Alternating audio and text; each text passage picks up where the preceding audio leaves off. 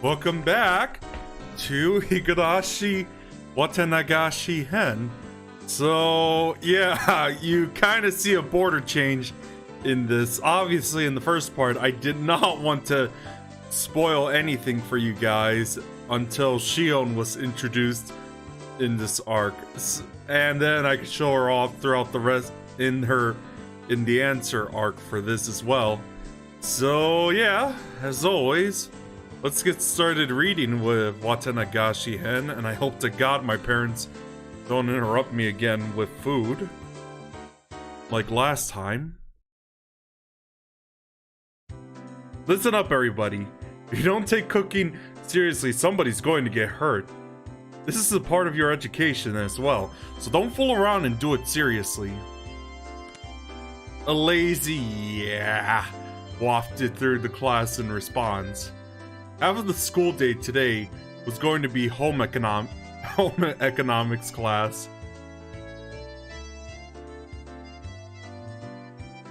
The plan was for everybody to make curry rice and give it to the forest rangers who let this building be rented out as a school. If everybody... You can't hear me? Do you hear me now?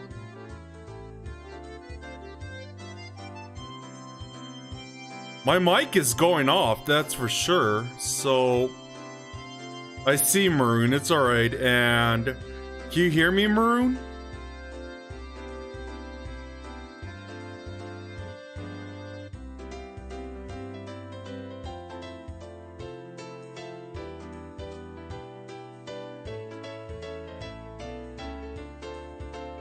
Okay, so you might want to check your audio.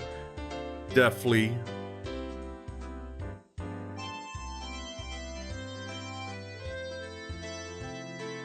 And hello to everyone in the stream as always. Welcome and enjoy the show.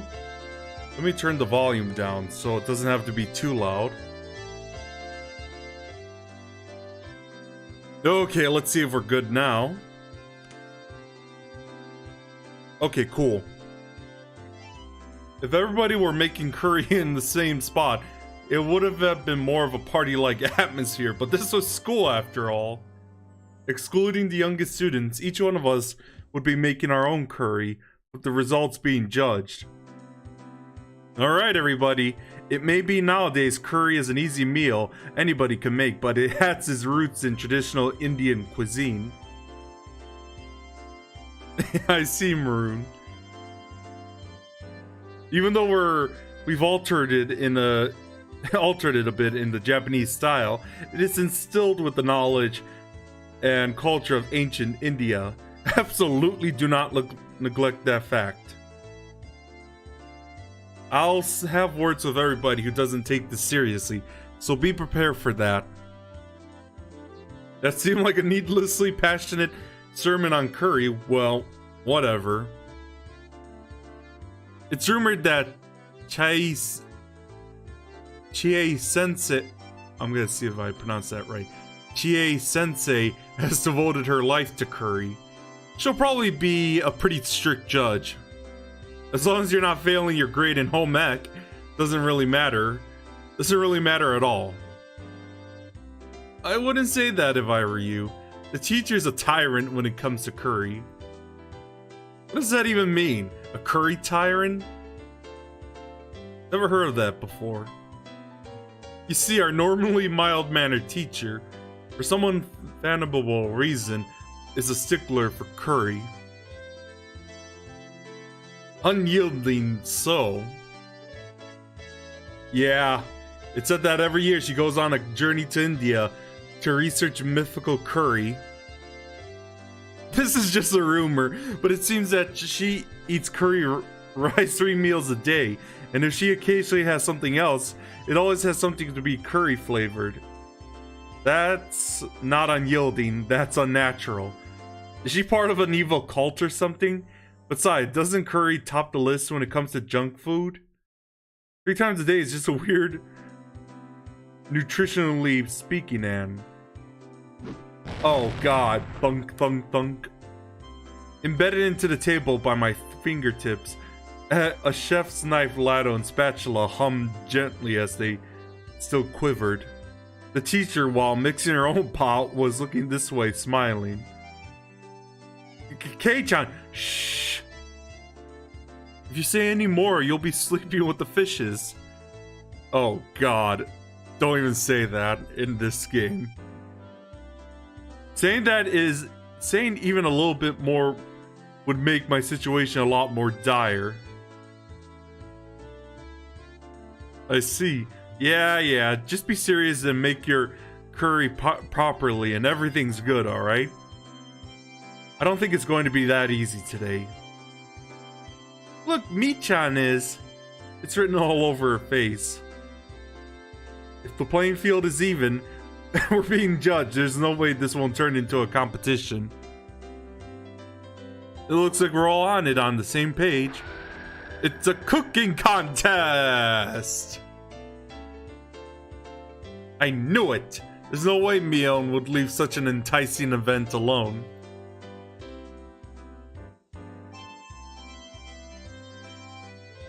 How shall we determine the victor?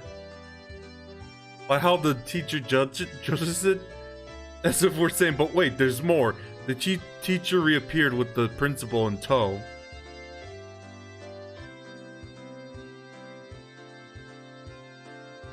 The purpose of today's event is to show appreciation for the people at the forestry service, so they'll be judging the results with me.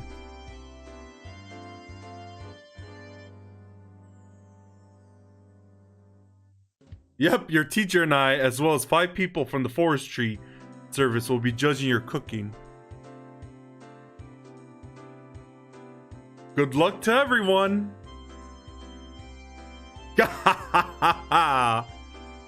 And I see a Colin watching. How are you doing tonight?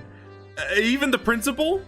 Looking around, it seems like the interest of everybody in the class has been piqued. So that's what's happening. This is just going to be some casual curry cook-off. Rena is good at making curry. I'm not going to lose today. My grade in cooking is cooking in a group, so I'm together with Rika. That's unfair. I'm pretty sure that Rika is good at cooking. My curry is so tasty it'll send shivers down your spine. What about Mion? She doesn't seem like she's too good at cooking. Her type has always been bad at this kind of thing. But Mion continued to look unconcerned. I'll tell you what Kei-chan is thinking right now. Mion is definitely bad at cooking. Am I right? I don't like the way she said that. It couldn't be Mion. Mion couldn't possibly. At that moment, the teacher's whistle sounded. Alright, everybody, are you ready?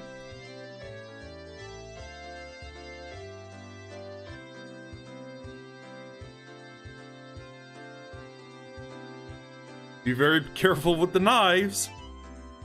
Start! The call to arms had sounded.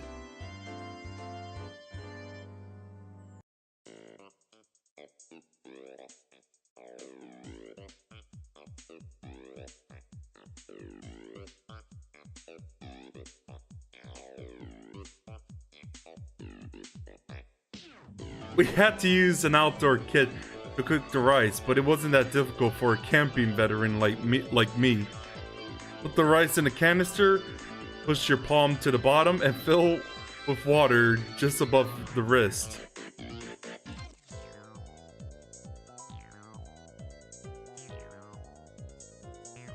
Are you alright with only that much water?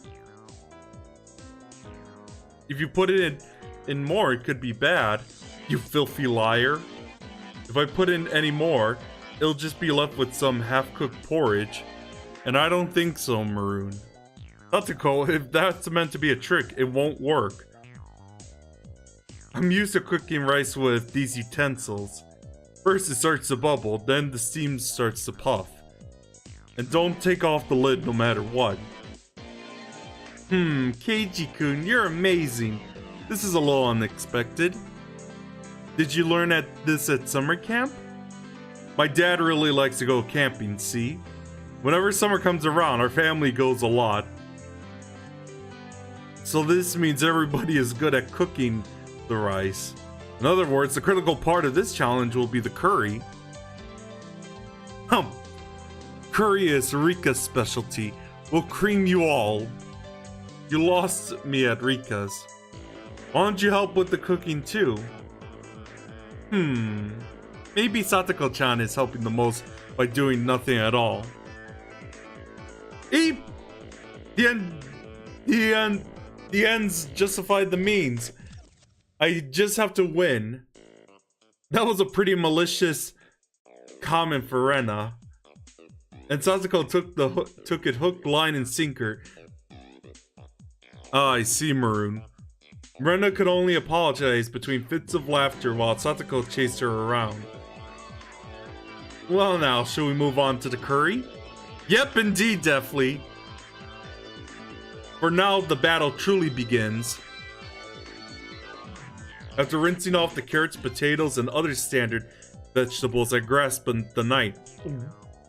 Gulp. Did you actually hear that gulping, you guys? What? Will today's curry taste like? What will today's curry taste like? There we go. As Rena hummed the song along, her very well-practiced hand wielded her knife. The rhythmical sound of the knife hitting the cutting board harkened to the kind of images of days long past.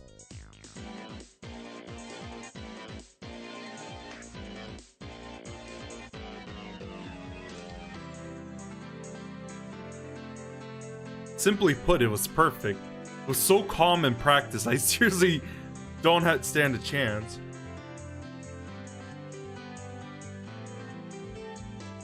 I looked over at Satoko and Rika-chan. Satoko was in charge of washing the vegetables, while Rika-chan was in charge of peeling them. That's what I heard being discussed, but Rika-chan's knife skills are something else as well.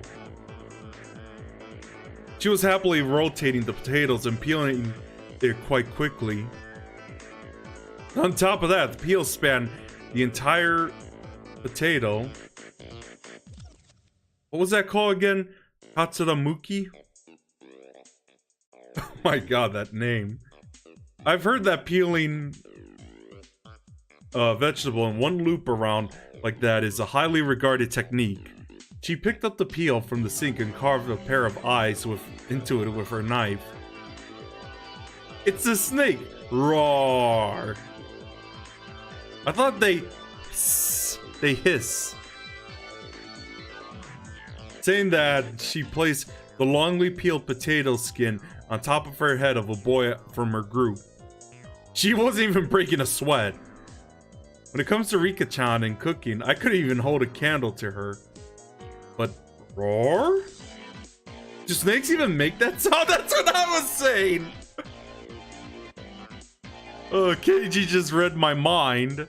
Alright then, how's Mion doing? She's definitely just fumbling along. There's no way she can peel potatoes so effortlessly like that. Absolutely no way. This can't be! You've got to be kidding me! This is a trick! She's using special effects! Where's the wire? She's definitely using the wire. Here, take a look-see. As if she already had won, Mion proudly showed me the elongated potato skin. You didn't know, Keiji? Mi was taught how to cook by her grandma. Not just cooking, from sewing to flower arrangement to playing kodo, from marksmanship to radio operation, even helicopter piloting is one of the myriad things she can do. Oh my god, that's amazing. Strangely enough, the latter items were more realistic. It was a few first items on the list that seemed like a lie. She's actually really good at cooking. It's just such a hassle that she never does it, though. I'm really good at cooking, especially Chinese food. Keiji, boiling something and pouring into it a bowl doesn't count as cooking. Not even microwaving frozen food. Shut down before I could even say it. Oh, too bad for you. Today, Keiji-san shall be assuredly... I just had the pizza rolls, by the way. I haven't had that in a while. But all those commercials have been giving me a craving for it. Be assuredly languishing in defeat all alone. Clank. Tough words from everybody who can't even cook by herself. Rika! There. I'll destroy Keiji for you. God, this does not look good.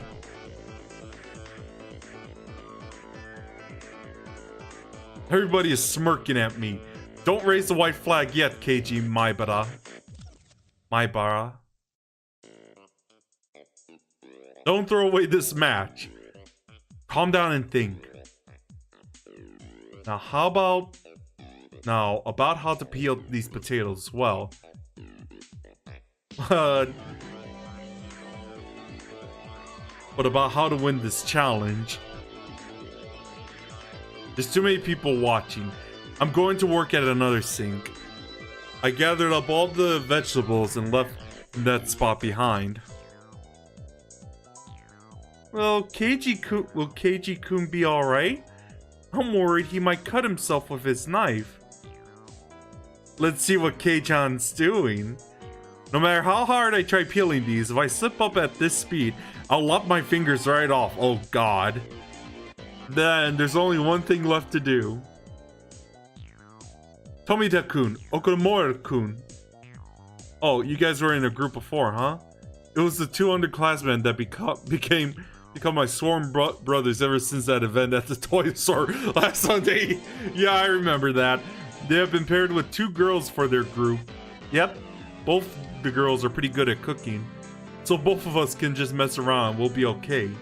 Both of them pointed at the girls. They're not as good as Rena, but they were both good enough at handling a knife. I'll get straight to the point. At this rate, I'm going to lose this contest. Give me the vegetables your group has peeled already. My Bada-san, that's pretty much theft. But depending on what's in it for us, in other words, it depends on the terms of negotiation. By both of you guys. Well, that's to be expected. Then let's do this. If I win, I'll let you eat the curry that Satoko and Rika-chan's group makes. How about that? I don't know about that. Oh my god, that temptation again. Oh my god. Both of them were hesitant after such a weighty proposal. Just one more little push seems in order. Very well then. Let's make them an offer they can't refuse. I pulled both of them closer by the shoulders and made my offer in a hushed tone. Of course, that includes that Satoko and Rika-chan have already eaten some of. I'll even throw in the spoons. Splooge. A red mist. Oh my god. Spouted vigorously from the nose of the two underclassmen. Keiji-san is pretty good at this. Those are some very nice potatoes. Having brilliantly cleared the vegetable peeling challenge, I return my comrades in triumph. Whoa, amazing, amazing! Keiji-kun's peeling is really good. That's not quite right. What Kei-chan has bared isn't a potato, but his fangs. Yeah, I'm super serious about this. I'll crush you all. Having finished with preparing the vegetables, next is to boil a pot of water, then add the vegetables in order of which takes longest to cook. By the way, hi Linnea, how are you doing tonight? I learned this part from my mother when we went camping, but just cooking in order, it probably won't garner a lot of points. Look over at Rena, she has a variety of vegetables cooking together in a delicate balance. She wasn't being ambitious or calculating a way to win the game. She was making delicious food with a mother's touch. I have a feeling that I could somehow compete with Mion in terms of technique. But I would be no match for Rena. She was way out of my league. When my mother makes curry, you see, she always uses a lot of ingredients. That's why Rena's curry uses a lot of ingredients as well. I really wanted to take all night and stew it nice and slow. How? I beg of you, will you please help a little with my curry? No. This is one of our club activities. Rena won't lose. Ugh. When she enters club mode, even when the normally kind Rena becomes an enemy. Oh my god, Rena. Looks like Rika-chan is cooking apples as well. Ugh, she's like a pro at this. How about Mion? What? Mion, you... What is that? Where did you get the meat from? I predicted what we would be doing today looking at the schedule, so I prepared accordingly. My curry is going to be marvelous. Under closer inspection, it looks like Mion brought her own vegetables and spices and other ingredients. They were spread all over the place. Yeah, I know, Maroon. Mion, just for today, you brought all this stuff from your house. Objection! Chie-sensei, there's no way this is allowed, is it? Objection overruled. As long as it makes for delicious curry, anything goes. Oh my god, I just hit the mic.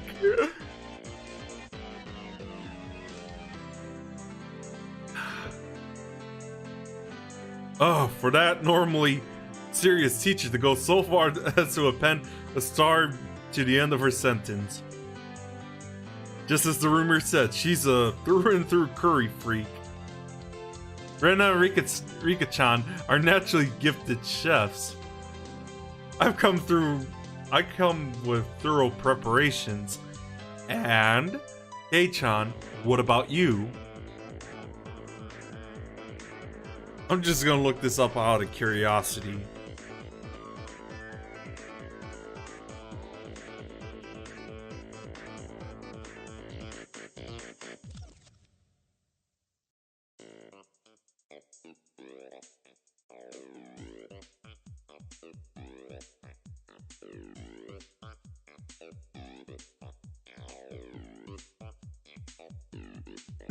Looks pretty good.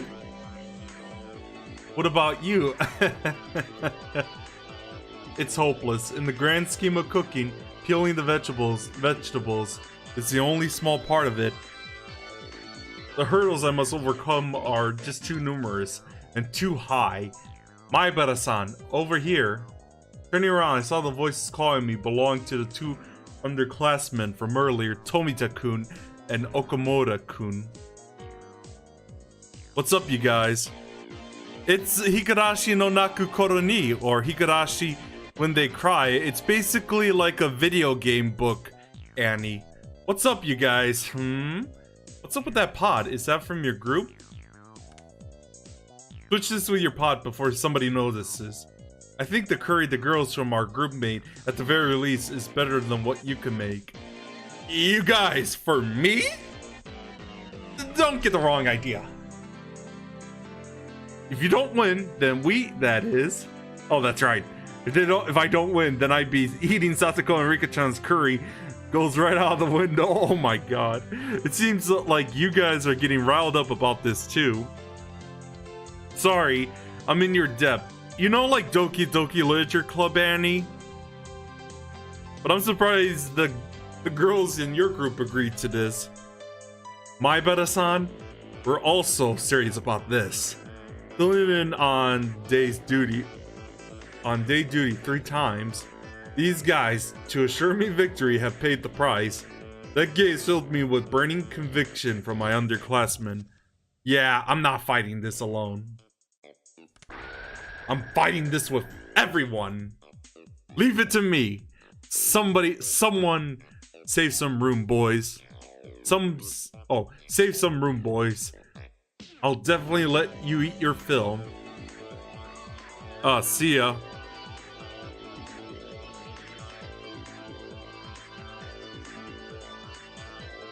We shall be eagerly waiting your victory. It's a gas stove, so controlling the heat is easy. All that's left is to let it stew a bit. The delicious smell of curry began wafting upwards. The pot gifted to me by my 200 classmen certainly drew some double takes. It's basically that, but it's a game from 2002, and see ya. Rena even looked surprised when she came to take a look, so it must be pretty good.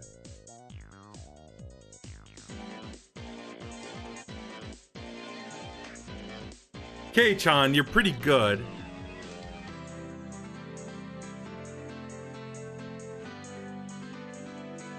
It looked like this will be a good match right to the bitter end. Rena wants to eat Keiichi-kun's curry. Rena's curry and Mion's curry too. Everybody is a worthy opponent. I've done my very best, but I'm not sure of the outcome. Keiji-san, Rika's calling you. Go see what she wants. What? Rika-chan's calling me? What could it be? Well, whatever. And yeah, indeed, Maroon. Well, while I'm at it, I can gather some intelligence on the enemy. Oh my god, that music, and with Rika-chan. Cuteness mode activated just like Rena. Rika-chan was duly on the ground in front of the pot. Because all that's left is to let it stew. Even then, it's good to know that she doesn't leave the soul unintended. Hey, Rika-chan, how's yours doing? It's Mr. Curry. Huh? Rika-chan was doing something strange and introduced to Mr. Curry. Mr. Curry is amazing. He shoots beams from his eyes. Pew pew! Apparently Mr. Curry shoots beams from his eyes. Drawing a beam with a stick, she etched the line towards my feet. Does it mean I've been shot with a laser? Whoa! Barrier! Beam reflect! I took another stick in my hand and reflected the beam, striking Mr. Curry. Mr. Curry can shoot missiles from his stomach. Shh! Whoa! Maibara super electromagnetic barrier. And retaliatory beam. Mr. Curry absorbs the beam energy and fires his impulse wave cannon. Rika-chan and I scratch at the ground, thoroughly engrossed in our doodle war. I've done that before myself, Maroon. Wait a moment. Hey, Rika-chan, you called me here for a reason, right? Yes, I called you, but I've already fulfilled my purpose. That moment, a chill ran up my spine. Already fulfilled her purpose? They got me! Headed back to my pot, standing there just as I feared was Satoko. With no questions asked, I drop-kicked the back of her head. Oh, what do you think you're doing? You know better than to do that to a lady's head. Who cares about that? Satoko, did you mix something in with my Kurt? How impertinent. I haven't fallen that far. Despite what you may think, I'm a fair person, you know. Then what's this incomprehensible line of ladles and plates? Leaving them all in these unstable positions. If they fall over, what will you do? At that moment, a gentle breeze blew by, knocking over the ladle that was stood up on its end. The ladle, like a domino, fell over and knocked over the next cooking utensil in a row. Whap, whap, whap, whap, whap, whap, whap. Clank, clank, thud. This is art. Come to think of it, Domino World record challenges were quite the rage on television a while back.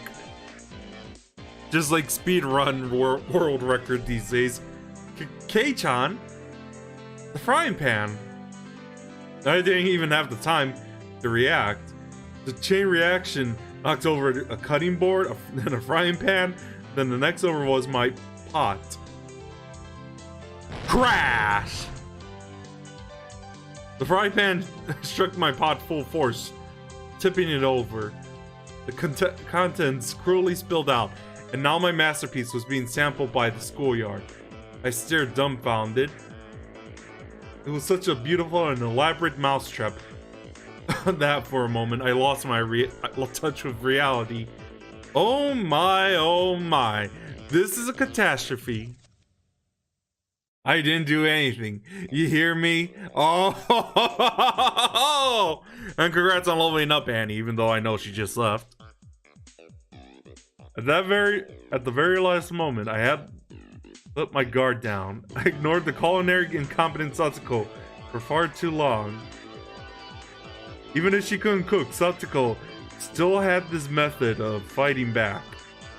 Just then, Rena, who had been sampling her own pot, let out a scream. What? Rena's curry is salty? Salty? Was Rena's also sabotaged? Then what about Mion's? My rice is salty! I've been had. Oh!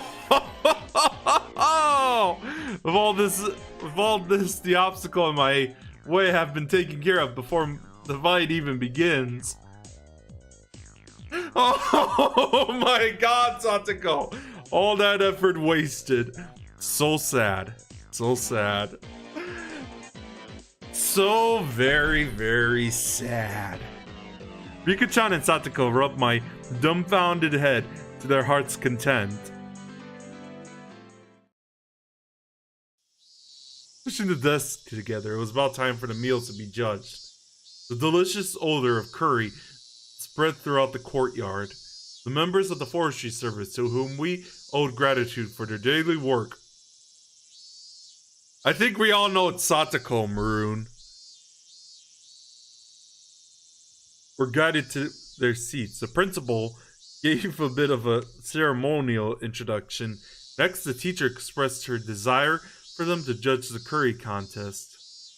The men from the forestry service seemed to like that kind of thing and gave their enthusiastic approval.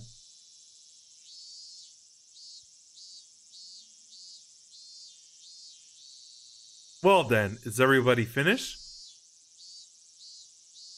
We'll now have all the judges sample your cooking. Everybody in the class brought up their painstakingly made curry and arranged them on the desk. The only club members who managed to get a decent result were Rika-chan's group. Knowing full well it was a failure, Rena plated her curry for the judges. She already knew she was going to get a low score. But at least she was still able to serve hers. Both Mion's and my curry were completely obliterated, so we couldn't even line them up on the table.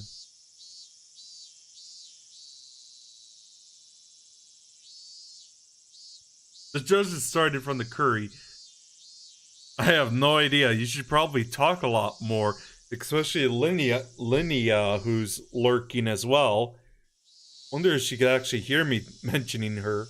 The judges started from the curry made by the lower grades. They had a lively discussion, praising the food. Finally, it was our curry's turn.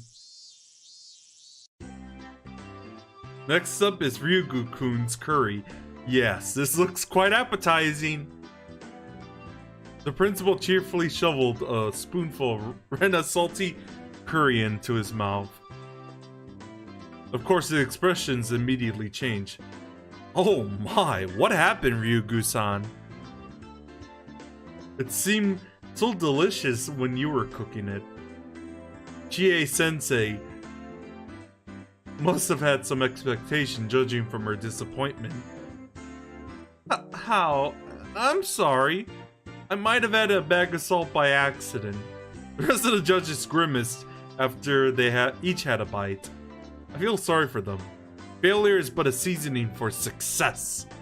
I'm looking forward to next time. Do your best. Saying that, the principal devoured the rest of the over-salted curry in one go. Truly a man amongst man. Rena was down and out. Her offensive capabilities were something else, but she was defeated due to her weak defense.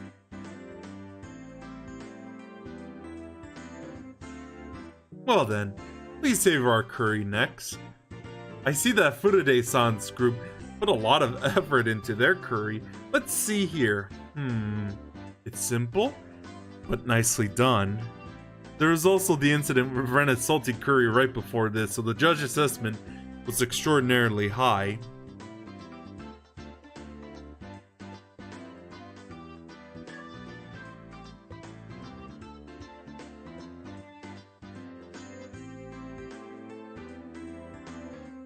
Maybe not just extraordinarily, but perhaps today's forerunner.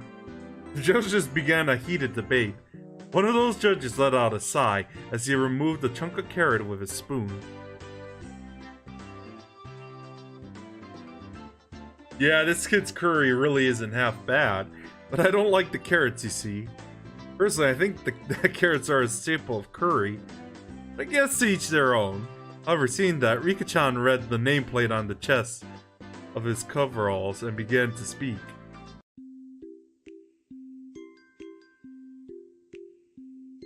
That moment where you're smiling from the music. Just how cute it is.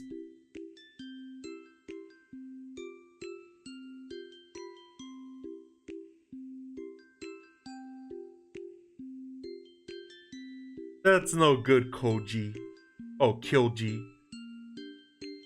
Why did I say Koji? That's supposed to be Kyoji. You have to eat your carrots. What is she saying all of a sudden? Everybody's turned to Rika-chan with a stunned look.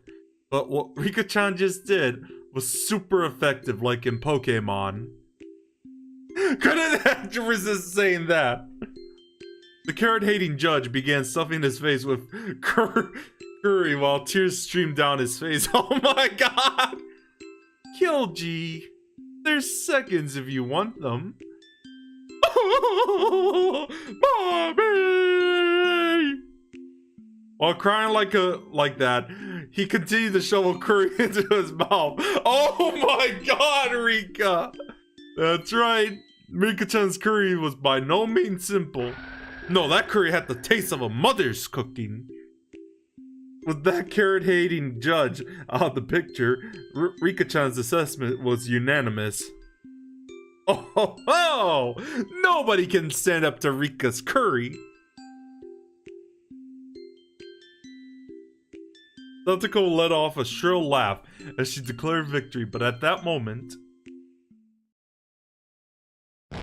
Don't be fooled, my esteemed judges. Don't be deceived into thinking that this meager slop is the taste only a mother can provide. What you people actually want to eat was this kind of curry, wasn't it? Oh yeah, Maroon. Ooh!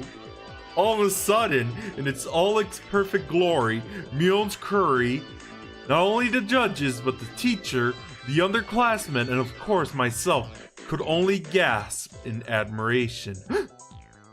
Hamburg steak with a demi-glace sauce and a fresh salad. It's a set. It would be stretching to say this was a full-course meal.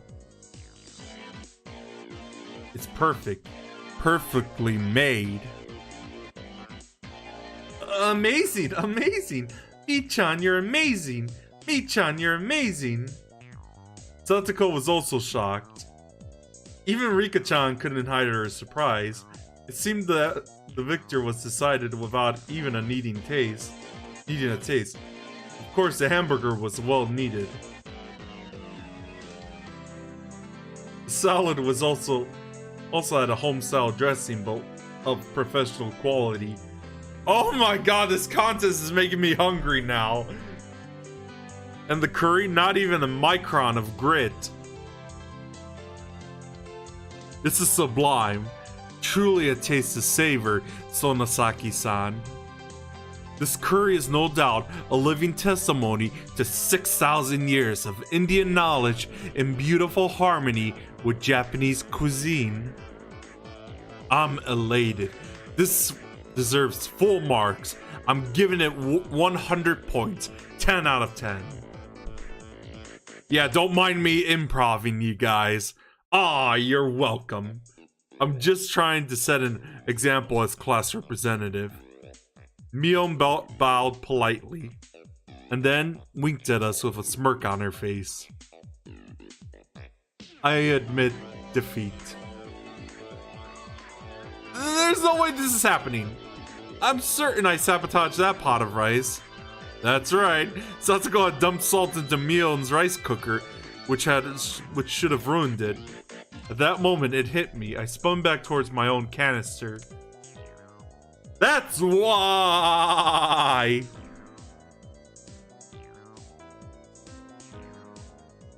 Oh, I'm pretty sure someone's gonna bring a snack. At some point, my cooking canister had been opened. Its contents completely emptied. You used my rice! That's no fair! Hand over half of your curry! Mion clucked her tongue and waved her finger at me as a smirk washed over her face. Whoa there, Kei-chan, you're not taking this seriously enough. You gave up at the last moment. I didn't. That's the difference between us. As soon as you gave up, it's all over. God, I couldn't even properly voice my shame. Kei-chan, I feel sorry for Keiji-kun. Just give him at least a little. It's fine, it's fine. This is a lesson. Kei-chan, just learn you shouldn't give up on the contest until it's all over, right? It loathes me to say it, but Mion is right. To give up so quickly on the match was my own folly. For Mion to have brought that to my attention, I should actually be thankful to her. Well then, does that mean that even in this situation I shouldn't give up? My curry was overturned while it was still in the pot, and I don't even have any rice left. How in the blazes am I not supposed to lose hope in this situation? My Bara-san, Tomita-kun and Okamoto-kun suddenly appeared. Even though my proteges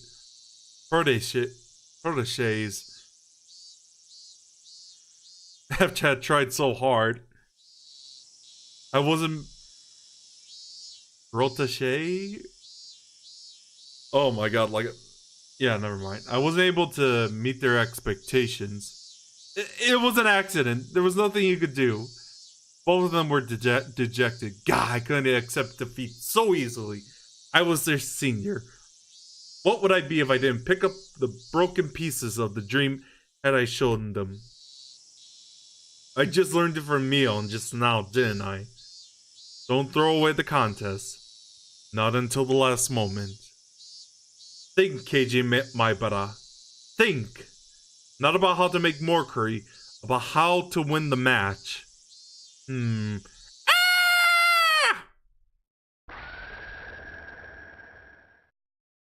had an idea.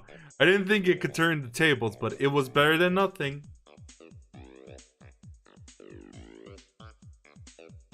Tomita-kun, come and wash your hands. Help me out. Okamoto-kun, there's something I want you to find. Okay, gotcha. Both of them dispersed after receiving these instructions. Oh? How is Kei-chan going to flounder about at the end? Why don't you show me? Nobody likes a stubborn fool, you know. Just sit here and watch the last card I have to play. First off, Mion, I'll be taking some of your rice. I won't let you say no. I don't really care, it's salty after all. It's okay if Rena helps too, right? Keiji-kun is in trouble right now. Hearing you say that is very reassuring. Well then, Rena, go and make some tea. Ow, he doesn't trust me. Next, Satoko. Also Rika-chan. I challenge you to a side bet. What did you say? We'll listen to your request. This was my duty to my two proteges, who shed blood, sweat, and tears for my sake. Satoko, Rika-chan, if I receive a perfect score, I'll be taking your curry. Nothing for you to eat. You need to know when to stop joking around. I'll be giving a big note to that. Yeah, it looks like it, Maroon.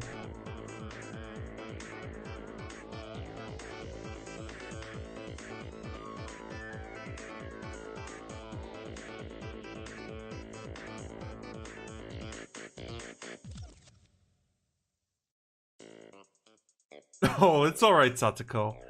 Take him up on it. Firmly patting the top of Satoko's head, Mion said those words with all the gravitas of a club president. You handicapped him so much, didn't you? There's no way he can make up for that. So meet him head on. No matter how hard he struggles, he's not going to make a comeback, right? Grr, that may be true, but I don't mind. Keiji, go for it! Yay!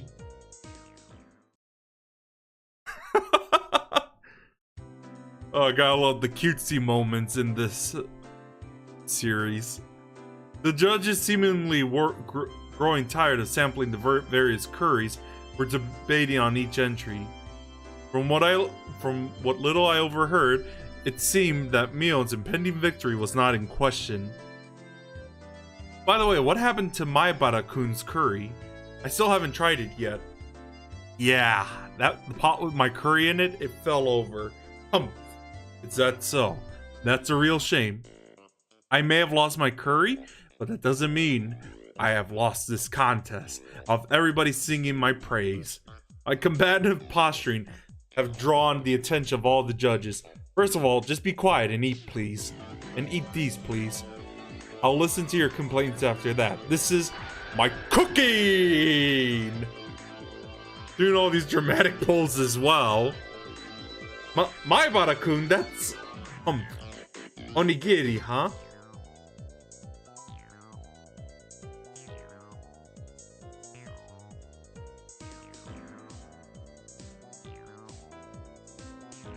The judges smiled worriedly at the simple fare that was quite in contrast to the preceding bravado.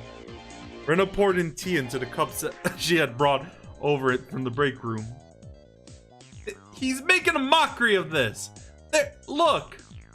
It's not even any filling. There's not even any filling. It's nothing more than salted onigiri. This isn't even worthy being called a contest anymore. It's true, the amount of salt might be a little much, but Rena's expression told me that she thought this was a great idea, but might not still be good enough to win the match. Maibara-san, is this really enough to make a comeback? Gentlemen, you did well. It's alright. Just watch. The judges were chewing their mouths full and sipping at the tea. Nobody was singing praises or awestruck. They were just quietly chowing down. It seems that Kei-chan has learned how to use some rather underhanded tricks. This might be difficult. Yeah, that's right. Rena understands that now too. What do you mean? Why is everybody just quietly eating that much? You see, Satoko-chan, that's because the judges are actually tired of eating curry. Because they were judges, they had to sample each and every offering. And because they were from small children, because they were made to show their appreciation, they couldn't eat just a little bit of each. Sometimes a man values the amount more than the taste. At those times, rather than rich, mind-blowing flavor, They crave simplicity. They couldn't just say it out loud, but this was the tastiest thing they had today. I confirmed by looking at their eyes as the judges smiled wearily. I'll praise your efforts, but today's contest was about curry. I'm not sure if we could give a score to this. The teacher and the principal folded their arms while they pondered the situation. My underling, seeing that, saw the small glimmer of hope fade away and grew dejected. Was this little surprise just not enough? Don't give up, Kei-chan, Mion whispered quietly.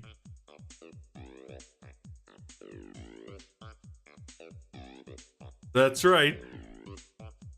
If I didn't push here, no. I'll have you give it a score.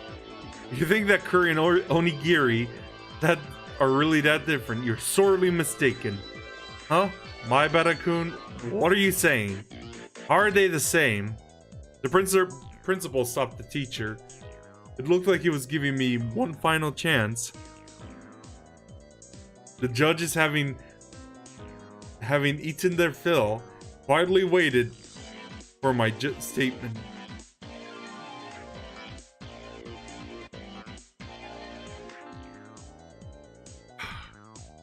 In its homeland of India, curry is usually eaten with a type of bread called naan, is it? Therefore, you could say this cuisine we call curry rice is something that we adopted and modified. Just as the teacher said at the beginning, it's a fusion of Indian and Japanese cuisine.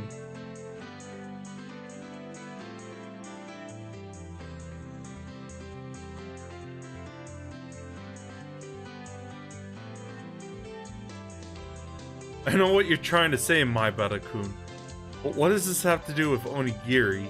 It's actually very simple. Both curry and onigiri are things made to let you enjoy eating rice.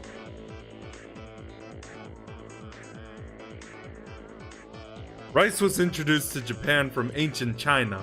Our agricultural forebears watered the field, fighting the elements, disease, and pests to grow and raise our rice-centric culture.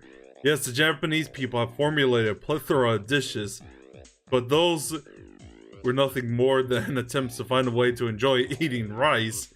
In other words, curry and onigiri are both the results of rice culture.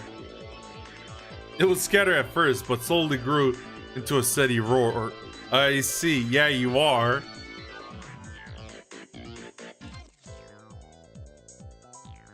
It was a thunderous applause that praised me. Enough with that nonsense already. Somebody. I won't accept this. The teachers are only judging curry, you know. This is out of the question. And hi, D'Angelo, how are you doing tonight? It's obviously deserves 0 points. Miss Keiji-kun did his best. Could you please acknowledge that? Today's class was supposed to be about curry. What should we do? Mion, stifling her laughter, stepped forward.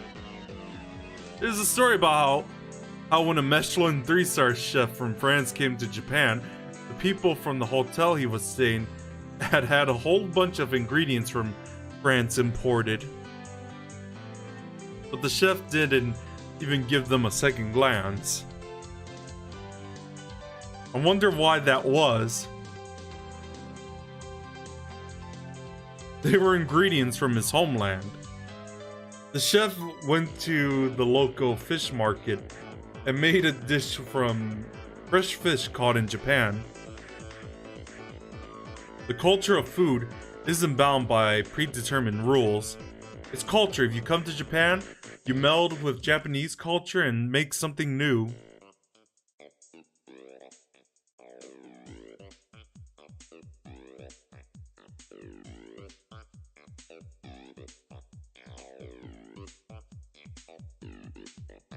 That's how curry and onigiri are the same. Mion, She was providing fire support. I had to be grateful. The judges were somehow moved by this complicated yet baseless trivia. A stern look washed over the teacher's face as she refolded her arms. Maibara-kun, your pot of curry was flipped over, wasn't it? Even though I said at the beginning to be careful. I'm sorry, but as Maibara-kun and Sonosake-san said, there are no boundaries in cuisine. If it's something that can amaze people, then it's something that should be... It's not something that should be discriminated against just because of the form. Then... We're spilling your pot minus 20 points. But just for today, for not giving up and do your best, plus 20 points. I'll give you 100 points.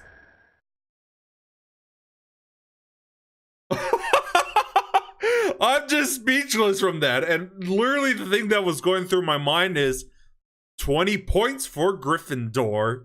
Maibara-san, we did it! My underclassmen leapt at me. A perfect score! We did it! We did it! Oh god, anything but the Dora song.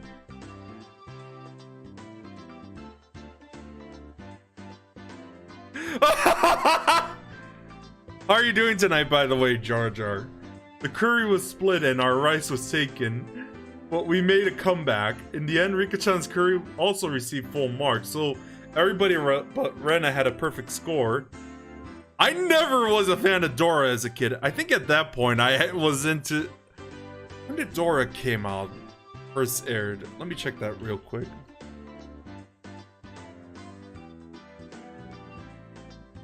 Yeah, I was watching a lot of Cartoon Network back in the day. I moved past beyond the...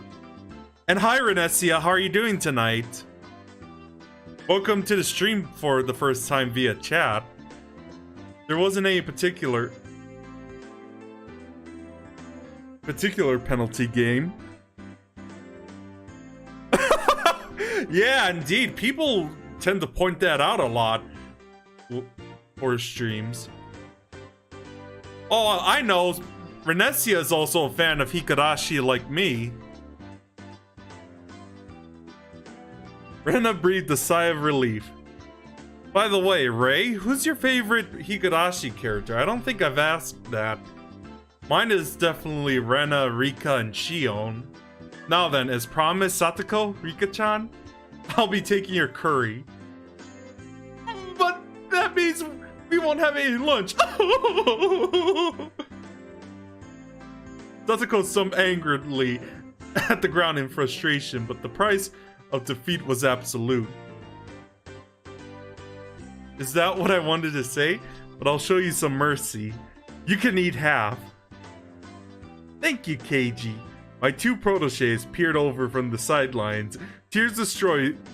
Oh my god. Tears of joy streaming... I hate when I do that, like merge words together. From their faces, we exchanged glances that would only be understood amongst men. We did it, Maibara-san! Ah, this is all thanks to you! We flashed each other a thumbs up. Now, I just have to give these to my pupils. I've gotten pretty hungry myself. I guess I'll have one of my onigiri. What? Huh? There was no trace of my onigiri. Yeah, I do got my bottle of water, but I do have my 2 cups of Coca-Cola water. Well, 2 cups of water with... Yeah, you get the picture. There's no trace of my onigiri, the one I had set aside for myself included. As I peered through searching for them, the principal clapped a hand on my shoulder. When I was listening to that speech you gave, the rice I was chewing grew even more delicious. Could it be that you also ate my share? The principal simply laughed without answering. I think I'll take that as a yes. Seriously? My eyes were half brimming with tears and my stomach rumbling. I was called over by the teacher. My Kun, because of the circumstances, I had to give you a perfect score, but you understand, right? Huh? Understand, right? There was an odd glint in the teacher's eyes. If I had to describe it, it was curry-colored. Like a pot of stewing curry. Her eyes whirled around in a spiral. A chill washed over me. The teacher clutched me by the shoulders and drew me in closer until our noses were almost touching. Curry is the world's most respected and sacred of dishes.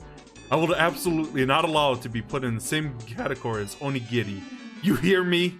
Curry was created in ancient India, one of the 4 great river valley civilizations, and raved about during the reign of King Ashoka in Kapilavastu, or the birth of, oh my god,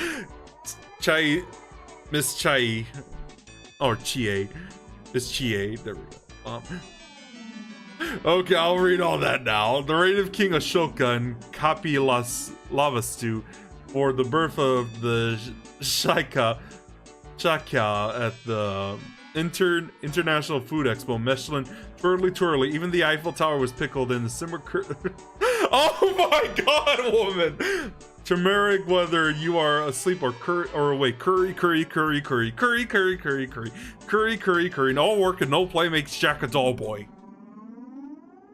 Oh my god, she was really excited about that.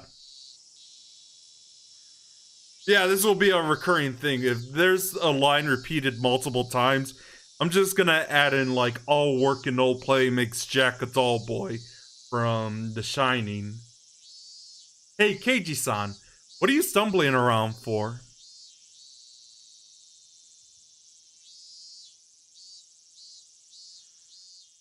Cleaning up is part of cooking too. Keiji-kun, your eyes are all curried. Why is that? Why? Curry. Yikes, she got him, huh? It's okay, he'll be back to normal by tomorrow probably. It wasn't that long before hunger brought me back to my senses. Oh my god. You really gotta love the cutesy moments in these VNs, you guys.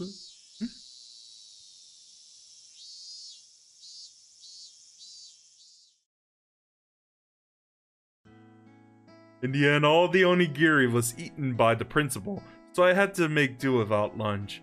Skipping lunch, I never knew the afternoon could be so long and painful. The feeling other than drowsiness made me space out. Are you alright, Keiji-kun? That's why I said you shouldn't eat... Rena's curry. As if I could eat this curry with enough salt. Yeah, indeed.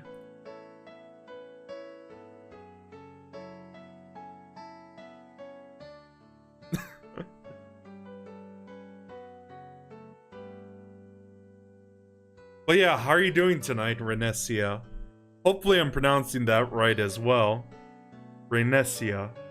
As if I could eat this curry with enough salt in it to make my blood pressure rise just by looking at it.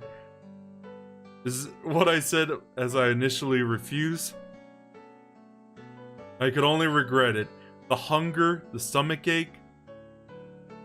Well, you did a good job making it through. Your absolutely hopeless situation, that is. Hey, Chan, you're pretty strong when you're cornered, eh? I don't need any compliments right now. I need food. Stop reminding me, KG. There's something for you to eat at home, right? We don't keep snacks lying around at home. And I'm out of cup noodles right now.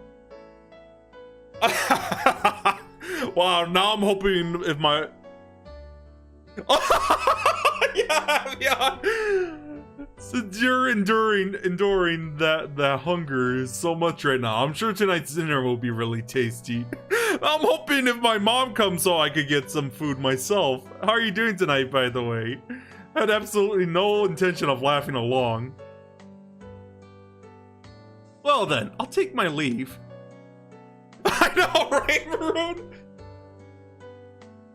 I'll take my leave. I have my part-time job again today. It's really rough when you're not used to the work. Ah, that job at that Angel Mort family restaurant, huh? I'm pretty sure we all are now, Jar Jar. That uniform was somehow stimulating. How? Being a waitress really is hard work. Mi-chan is working as a waitress? Really? Really? What kind of place is it? How? No, I'm right. I'm working at that toy store from the other day. Shion is the waitress. Hopefully I'm hoping to Christ she's not in denial. No, she's right about that, I mean. Ah, my bad. I completely forgot about that was how it ended up being. I'm sorry. You guys look similar. I mixed you up. Keiji-kun, who's Shion? Rena asked the obvious question. Mion's younger twin sister. Younger, you say? Intense wink wink. She's got a different personality, but she's a dead ringer for Mion. That's right. We look similar, but our personalities are completely different. I'm very kind and thoughtful, but Shion has a cold and scary personality. Oh god, that foreshadowing. I think that when you guys were born, Shion got all the feminine aspects. Unlike Mion, she's a cute, cheerful girl. Kei-chan! Rena interjected as her eyes darted back and forth from our exchange. Is that true? Rena's never met her. Mi-chan, did you ever tell me you had a younger sister? Shion's existence was already being exposed as a cover-up. I couldn't help Mion out here. I could have only ended this charade. And for the curious who Shion is, it's that girl on my border art now. Oh yeah. I still haven't introduced her to you, Rena. My younger sister's name is Shion. I don't know. I didn't ask. I never met her when I went to Mi-chan's house. Yeah, that. You know, I'm the only one that lives with Granny. Shion lives at the family home in Okinomiya. We're not that close, so yeah. She doesn't come here too often. Myrna's face indicates she wasn't sure if she was convinced. She was usually a bit of an airhead, but she was unusually sharp when it comes to these kinds of things. Well, it's not a lie, please believe me. Oh my god, don't make Rena go creepy again. As she said, yeah, I believe you. A smile suddenly blossomed on Rena's face. Oh my god, I was thinking the creepy eyes were gonna kick in. Rena wants to meet her. I'll go and see her sometime. What store is she working at? What store? That is, she's getting more tangled in her little web. I could tell that Mion was getting increasingly frantic. Well, obviously, Maroon. I wanted to help her out, but it was hard for an outsider to butt in on family issues. Sorry, I have to get to work. Later. Rena, Kei-chan, see you tomorrow! Unilaterally, ending the conversation, Mion headed home. No matter how you look at it, she was running away. We'll just label this one as an emergency escape. Mi-chan was kinda cute. I wonder why. Rena giggled in amusement.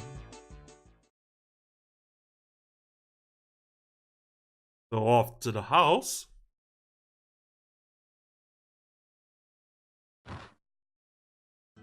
I wonder when dinner is. Would lying down be the best way to conserve energy? I sprawled in the entryway without taking off my shoes.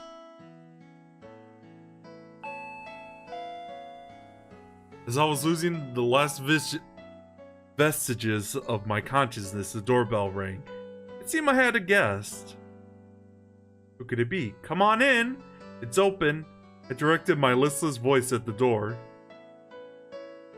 Oh my god, it's Shion! I gasp in excitement, you guys. Good afternoon, huh? Hey, Chan, what are you doing? It seemed my guess was Mion, or rather Shion.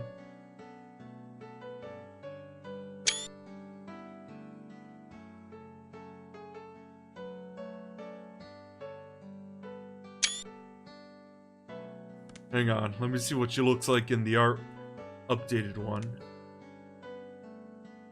When you're smiling at the artwork and how adorable it is. Okay. Yeah, indeed. It seemed my guess was me, or rather Shion. She seemed shocked when she saw me sprawled out of the entryway. Yep, screenshot! Adorable word! Yeah, probably, Avion. Wait, have you been watching the anime? Is that Shion? Wait, why?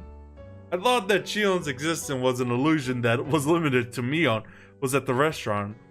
That's why I never even considered that Shion would appear here. I heard from my sister because of the club activities today. You weren't able to eat lunch, right?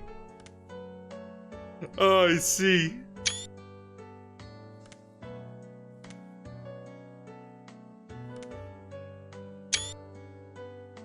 Oh my god. Just like Rena, I just want to take her home. Yeah, it was a lot of trouble. Satoko spilled my pot and you stole my rice. But I'm Shion. Just wondering I wonder if she could respond to this, but Ray, do you like Shion as well? She grew red and began to mope. That's right, she was the younger twin right now. Sorry. What's up? To bring something for me to eat?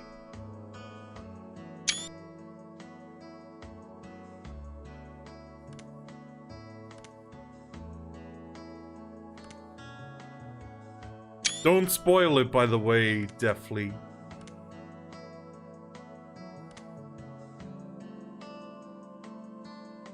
How far are you, by the way? Have you learned more about Oyashiro-sama? What's up? Did you bring something for me to eat?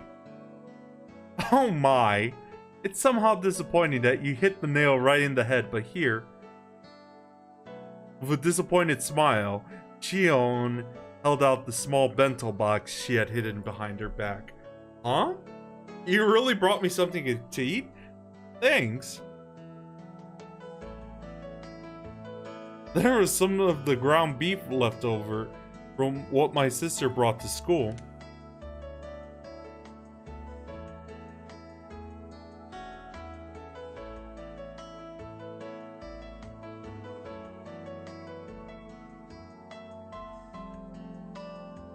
I knew it was going to be right before dinner, but I wonder if you wanted. Am I bothering you? Not even a bit. I'm really happy. Wait. Did I actually screenshot the updated version? I'm just like taking pictures of all the sprite artwork of Shion now. Oh my god. Not even a bit. I'm really happy. Can I eat this? Wow, I think I actually remember liking Shion the most as well when I first watched the anime and read the manga. Taking a look inside the box, to say that she just put some of the leftovers inside would have been a lie. There was an elegant meal stuffed inside. I know, right? She's too adorable. Is it really okay? There's not like a ton of hot sauce mixed in or variety, right? Jeez, I'm not my sister. I wouldn't do that kind of thing. If you don't like it, you don't have to force yourself. I'll just go home and eat it myself. Saying that, she pouted. Oh my god. She pouted cutely and made a motion as if to snatch the box back. There were some times that made me doubt that she was the same person as Mion, and this was undoubtedly one of those moments. I don't mind at all. I want to chow down on it with thanks from the bottom of my heart. It's not something to be thankful about that. Your nose has to run. Shion, who had thought that I might not take the bento, looked down happily. There's not much, but do you want to come in? I can probably make some tea or something. Sorry, maybe some other time. I'm on my way to work. Oh, that's right. She did say that before. Just rinse the box out with water and give it back to my sister tomorrow, please. Of course. It would only be the proper thing to do after being allowed to eat something like that looks this delicious. Well then, I'll take my leave. One last thing. Shion grew red again as she looked down once more. During that contest with the curry, my sister took your rice without permission, right? My sister folds around too much, so sometimes she gets carried away. She wasn't doing this just to be mean. Hey, it's not like I minded that too much. There were no grudges when it comes to club activities after all. In fact, I should be the one that's thankful for all the thrills and entertainment. Could you tell that to Mion for me? Yes, I think my sister will be very happy to hear that. Well then, I have to go. Shion smiled brightly. After bowing deeply, she left as she looked at her watch. I'm happy, but is this really okay? I looked at the bento box that she left behind. A faint warmth spread through the palm of my hand. If it were Mion, I could see hot sauce, mustard, and maybe even a needle being mixed inside. Oh, don't reference that, dude. But really, I don't think she would go so far to putting a needle in there. Dude, don't reference the last arc. I opened the box again and hesitantly tasted a bit. I took a bite, and another. There was no funny business. There was no danger at all, for it was delicious. That's right, that was Shion, not Mion, so there should have been anything to worry about. I rushed back to my room, eating as I gave my thanks. It was so delicious my stomach could cry. Shion? No, Mion? She heard I was so hungry I could die. She brought this over to me. It was delicious to the last bite. By the way, nothing was strange had been mixed in. I was a bit embarrassed for myself for being so skeptical.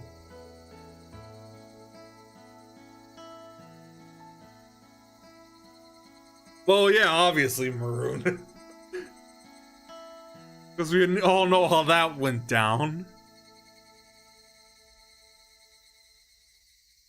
It was delicious.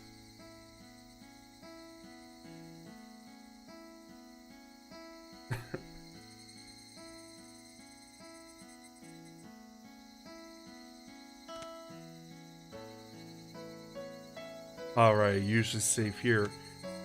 This will be considered my backup file in case the stream goes haywire.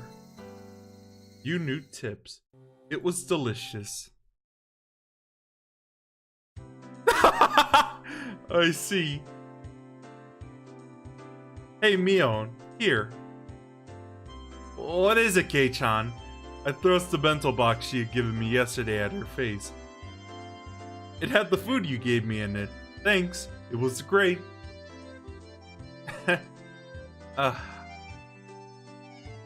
Mion's face quickly flushed bright red. Hey now, you were the one pretending to be Shion when you gave it to me.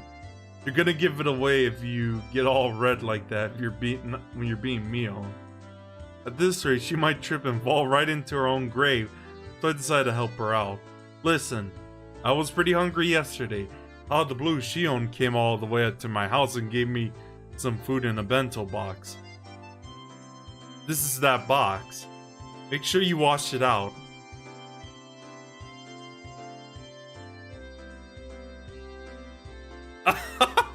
Right. Shion's really considerate, huh? That was so transparent. Was Mion always this terrible at lying? Her expression was different than usual, but it looked strangely cute. So, what did you think? You two are like peas in a pod. You're twins, right? Obviously, you look the same. Not that, Mion looked kind of bewildered, like she was waiting for a specific answer. When she said impression, maybe she didn't mean Shion but the bento. Oh, of course! It was delicious.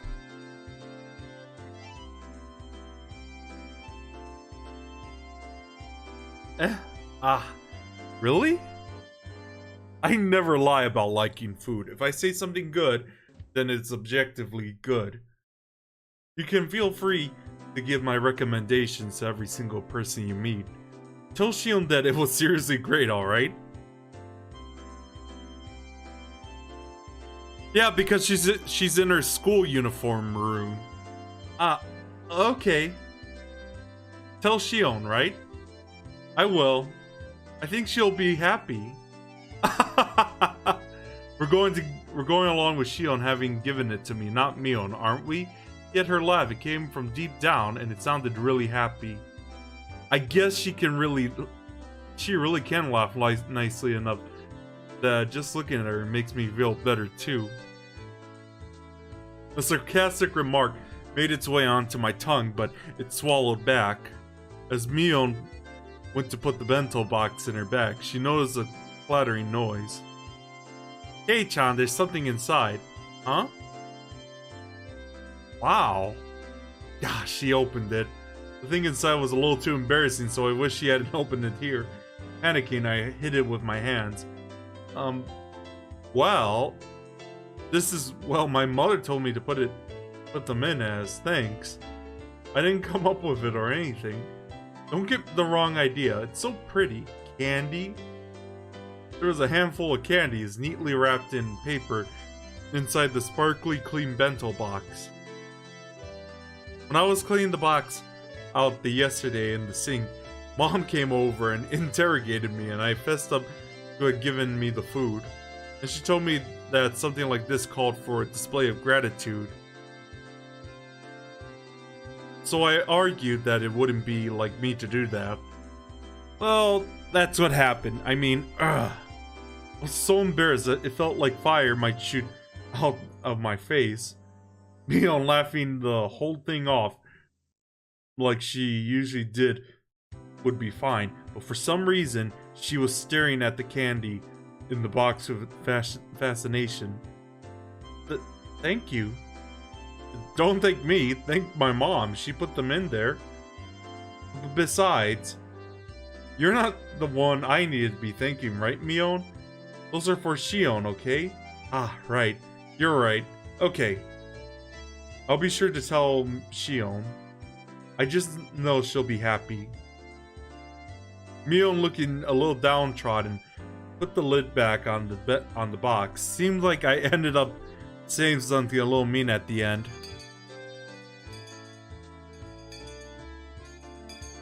Mi-chan, you look sorta cozy today. Did something happen? Did it? Perhaps she caught a fever. The red in her face is probably due to the increased body temperature. Hey, Rika, why are you petting my head? Satsuko, I'm sure you'll be able to catch fever soon enough. Pet, pet.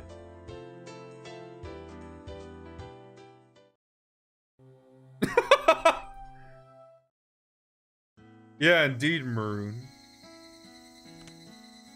End of chapter 3. See all the tips I've unlocked so far.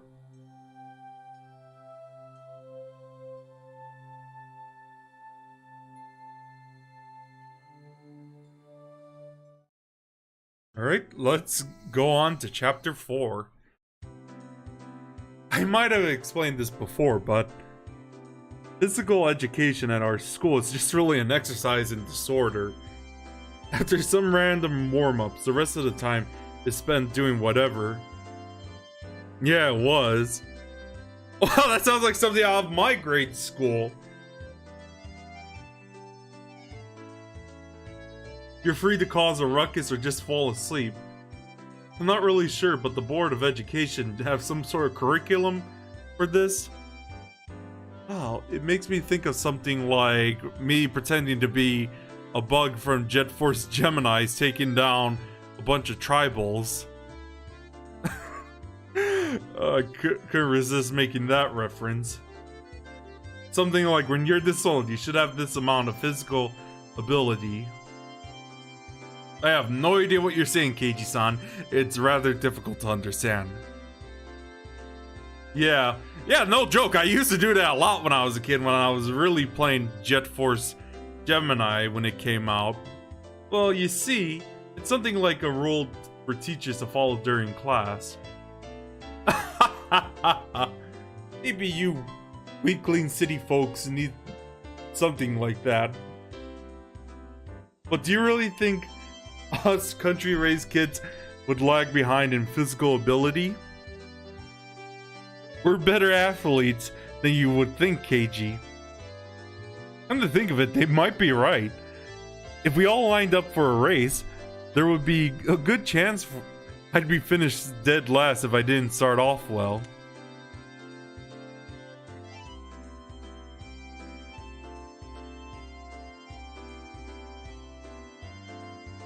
Let's just pray that when a brutal penalty game is at stake, the 100-meter dash isn't a club activity.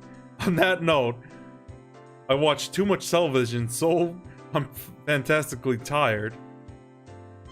I'll be using this time to catch up on my sleep. It's 4th period and I'm completely starved. Oh my god. Okay guys, I think I'll get a snack real quick. I'll be right back. I'll be right back real quick. Stay tuned.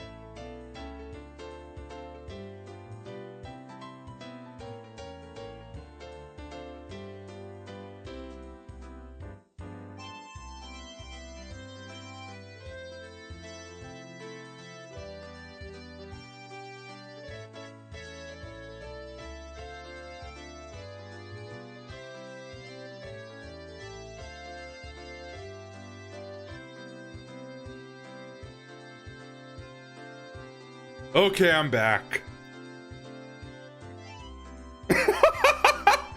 Yeah, exactly, Maroon. Why did they do this to me?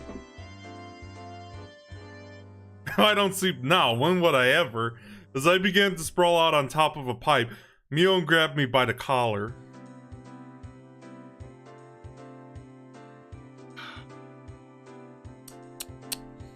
Do you really think I let you sleep in peace and quiet?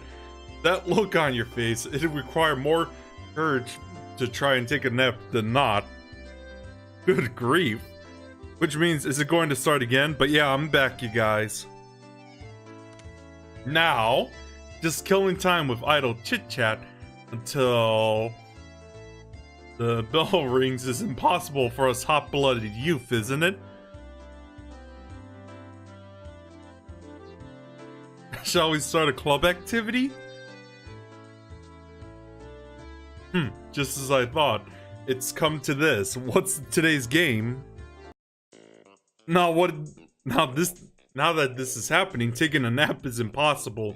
Not just that, with this sleep-deprived head of mine, I'm good as minced meat.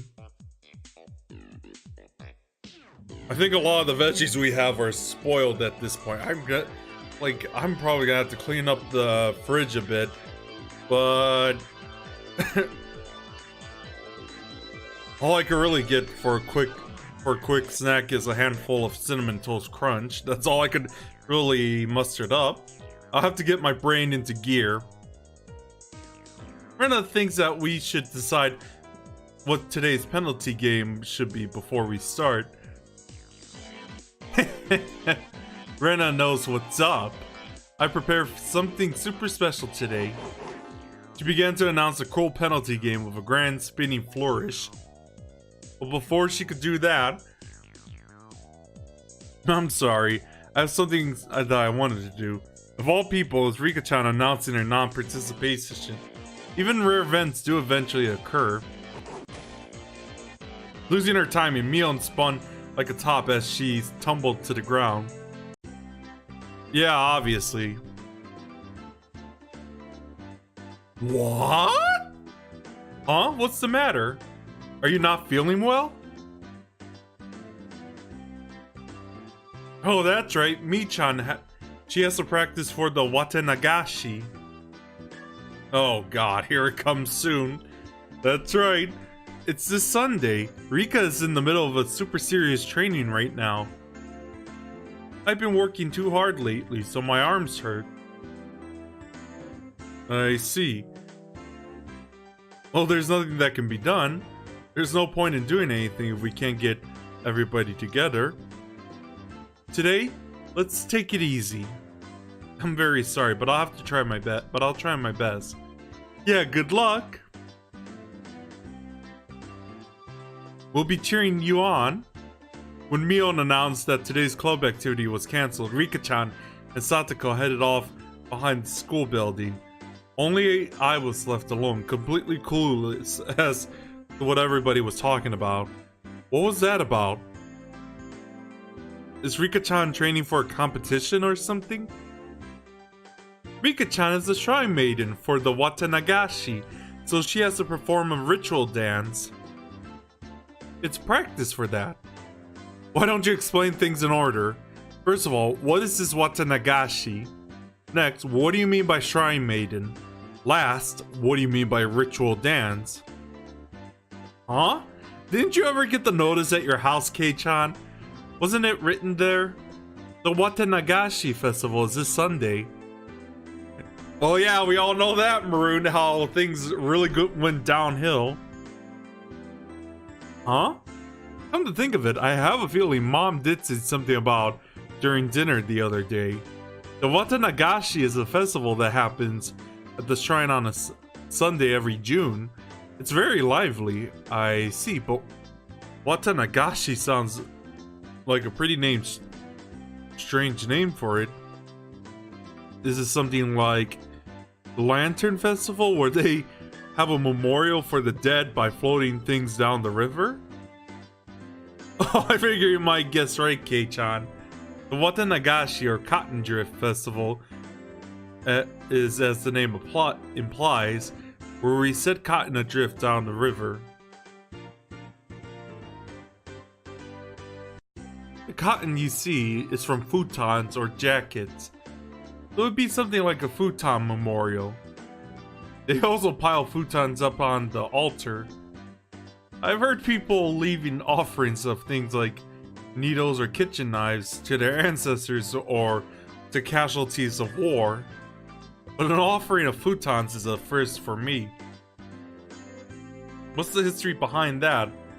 Mion tilted her head pensively. I don't think there's a complicated backstory to it. The winters around here are pretty harsh, so things like warm futons and coats ward off the cold are fairly important, I guess.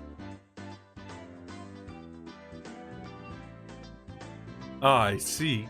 In other words, it's something like giving thanks to the futons that take care of you during the winter then? And the Shrine Maidens hold a memorial service for them and set them adrift. That's what the Watanagashi is. Miona and Rena indicated that I had the correct answer with a round of applause.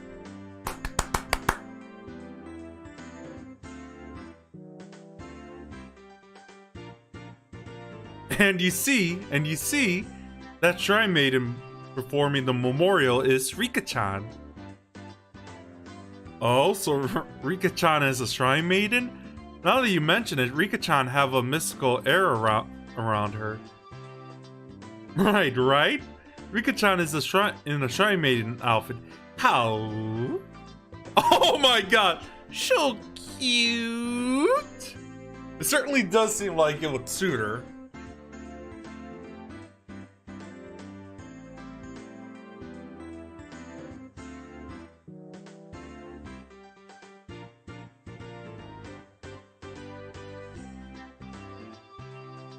Yeah, like I said, we all know that, Maroon.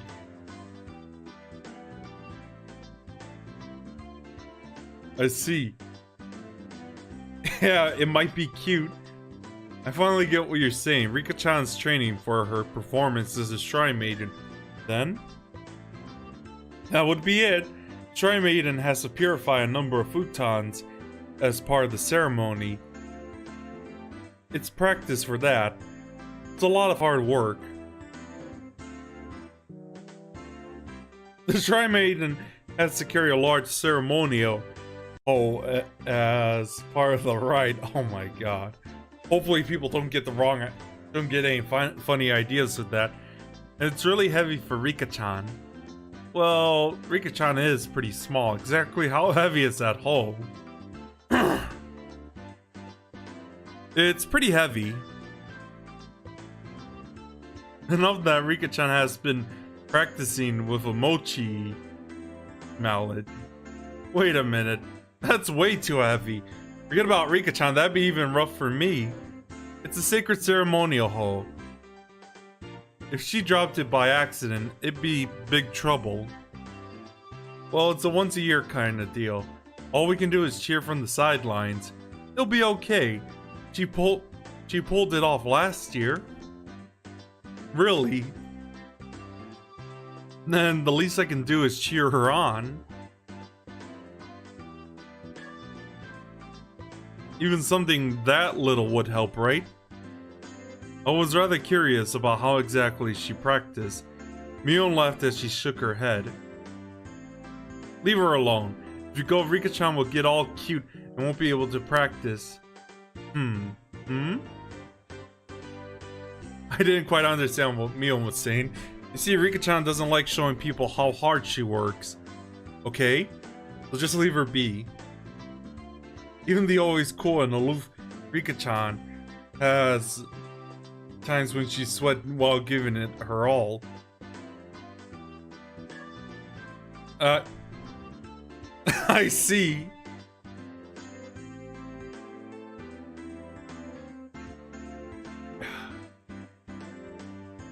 Because she was always so well put together, she didn't want people to see an ungainly side of her. It's not like I couldn't understand that feeling. All I can do is pray for success, huh? Do your best. Rika Furude. I'm cheering for you. Well then, I climbed up onto the pipe and plopped down on my side. I see. Hooray, hooray, Rika-chan! In order to transmit more of my psychic wave of encouragement, I'll be entering a meditative state of right now.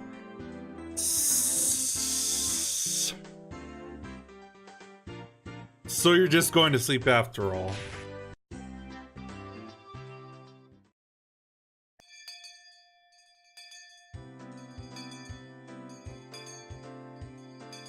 The lackadaisical noontime ended up giving away a mind-numbing afternoon classes. Rebounding from yesterday's hunger, I ate too much for lunch today, leaving me in a horrible condition. I might have gorged myself a bit too much. I'll have to endure afternoon classes. Ha ha ha! Keiji-kun, you had an amazing appetite today. Basically, you always eat like a pig, but today was on a whole different level. Yesterday I skipped lunch, right? That hunger just soaked right in. This time, no matter how much I ate, my hunger knew no bounds. I get you. But really, Kei-chan, you always finish your lunch down to the last bite.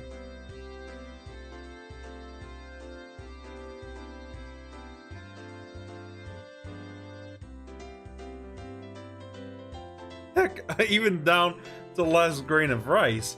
With food, you can show your appreciation for the person who made it by eating it, you know. If you leave any behind, it's rude to the person who put in all that effort. I have no idea, Maroon. Hearing that, Mion's eyes momentarily widened in surprise, followed by a cool laugh. Kei-chan, really? At first glance, you seem unruly and irresponsible, but you're actually pretty conscientious. Well-disciplined or something like that. Oh yeah, Rena thinks so too. Keiji-kun is a lot kinder than he looks. Both of them were probably trying to compliment me, but I had a strange feeling I wasn't being complimented at all. That's not true. I just wanted to say that there's a big gap between your appearance and your personality. I'm saying that's not a compliment. Hey, Sonasaki-san, Maibara-kun. We're in the middle of class. How far did you get, Sonasaki-san? Bring your notes up here. Startled, Mion vocalized a rather easy to understand utterance. She was so enthralled in the conversation she had stopped working completely. Doing alright. You haven't progressed at all. You're in the highest grade, so you have to shape up. That Mion, it looks like she's getting lectured.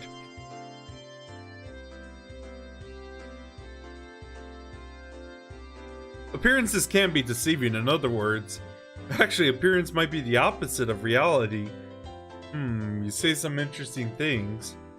Responding to Rena's seemingly profound statement, I turned my gaze to where Satoko was happily studying together with Rika-chan. Are you saying that Satoko is actually really meek? If I went by what Rena literally said, then that would be the case. I could hardly imagine Satoko being meek and gentle, like a girl in some fairy tale. What part do you mean, Maroon? Satoko-chan's been rude lately, but just a while ago she was pretty different. She acted really spoiled and always... Yep. Keep this a secret from Satoko-chan, okay? That's Satoko acting so cute. For Satoko to play coy, I think that would have to be some part of a calculated plot.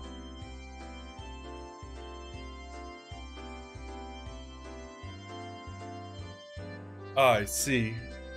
Even if she was to hide behind someone, I wouldn't think it was because she was attached to them.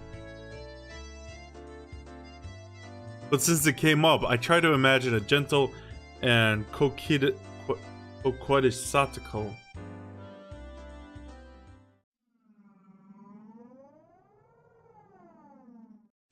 Hey, Satoko. What is it, Oni-sama? Satoko smiled cutely and walked towards me. By the way, for every 3 steps forward Satoko took, for some reason I took 3 steps away. Oh my god, KG! Oni-sama, why are you running away? Sorry, Satoko. For you to approach me with an affectionate smile on your face, I just have to think it's some sort of trap. That's so mean! Oni-sama, you meanie!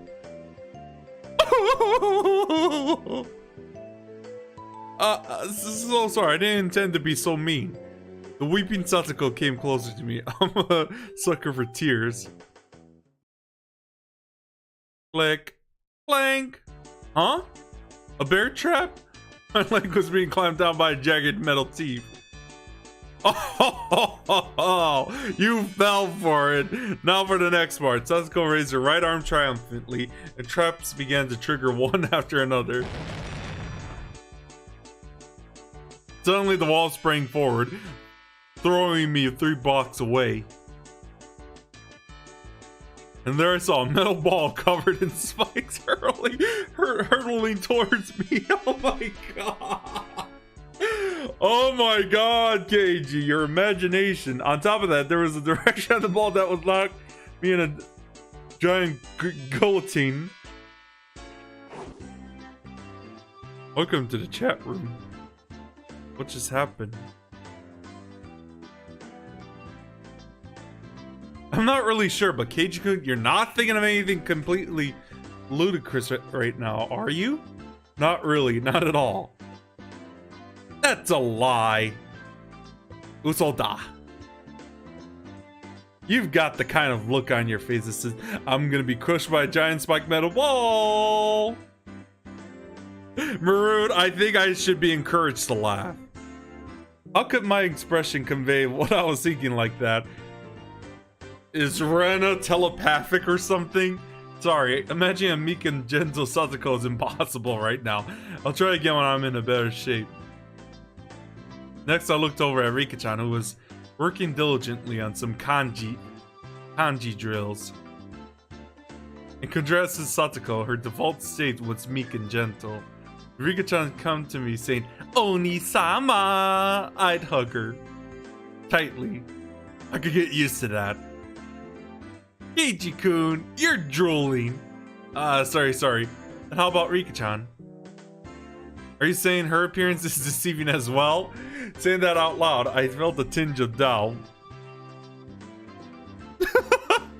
Yeah, indeed, Maroon. Was Rika-chan really all sweet? Despite her appearance, she was really quite sly, sweetly, how do you put it, evading things deftly. I get the feeling that Rika-chan isn't only just sweet, her appearance is definitely deceiving. I couldn't put exactly what I was imagining into words, but Rena managed to say what I wanted to. She turned to me with an impish look in her eyes. Like she was saying, you shouldn't say something like that. When Rika-chan grows up, I'm sure she'll become an incredibly devilish beauty, with men wrapped all around her with her little finger, all around her little finger. Don't you think that would be cool? Rena said that lightheartedly, but I, as a man, couldn't laugh at that. The scary part that was that it felt like it could be all true. Nosing my gaze, Rika-chan turned towards me and let loose with an angelic smile. Both Rena and I, feeling as if it was directed towards us, personally had our hearts skip a beat. Oh, so cute, so cute. Rena, your nose is bleeding. Appearance can be deceiving, huh? Well then, what about our dear leader, Mio? I stared at her as she tried to weasel her way out of her scolding by the teacher. But by Rena's theory, that unrefined, calculating, conniving Mion also has that side of her that belied appearances. What are you saying? Mion, despite her appearance, is actually a good person? Ichan is a good person. Oh well, that is true. What I'm trying to say is... Yep, I know what you're trying to say, Keiji-kun. Catching on that, what I was struggling to express my feelings as words. Rena smiled even more brightly. Know what? Mi-chan is mysterious, right? She's a girl, but it's like she's a guy. That's right. Mion was more than aware that she was a girl, but it was exactly as Rena said. When Mion livened up the mood, it wasn't as though she felt like a guy or girl specifically, but a friend of the same gender. If she were a guy, we'd probably be like two peats in a pod. Although that's the same way as right now. But you see, even that Mi-chan is actually really feminine. Rena, how much did Mion pay you exactly? That's not true. Jeez, I'm trying to have a serious conversation. You know. Rena began to pout. Now probably wasn't the right time to joke around. Mi-chan is the club president, so she's trying hard to lead everybody. But she's a really cute, really a very cute girl. I really don't want you to forget that, Keiji-kun.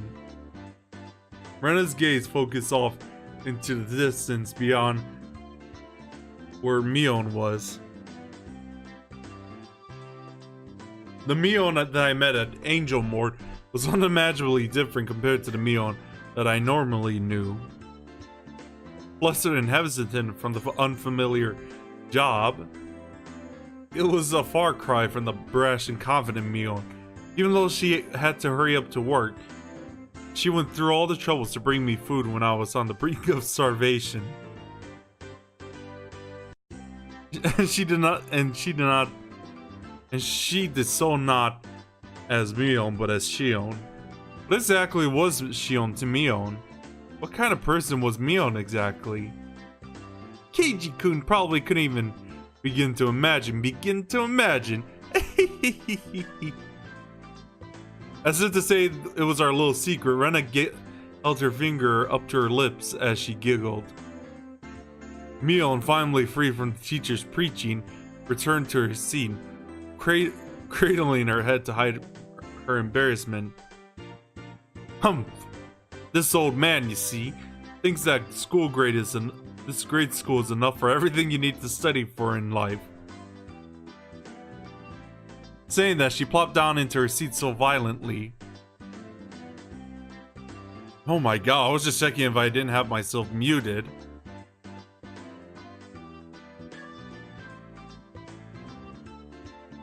Saying that, she plopped down into her seat violently. Mion was actually really feminine, right? I wonder if I can meet Shion again. I wanted to talk to her again. Ding dong. Okay, cool. Clang, clang.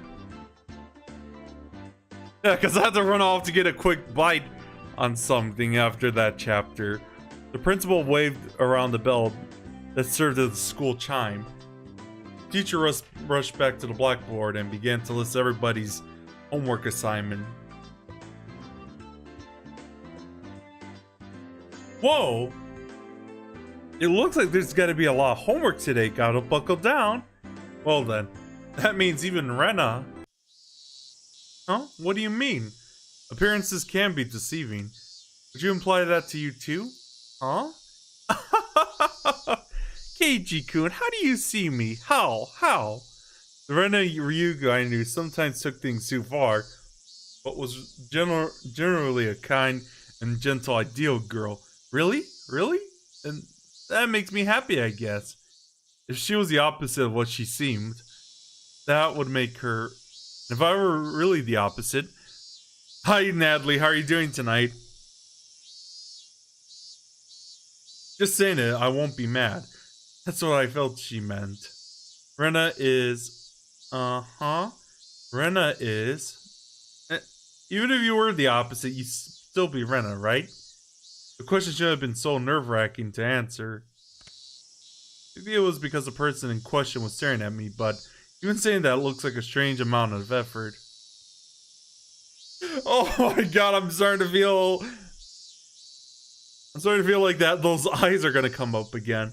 That's no fair, Keiji-kun. It bothers me when you say it that way. How?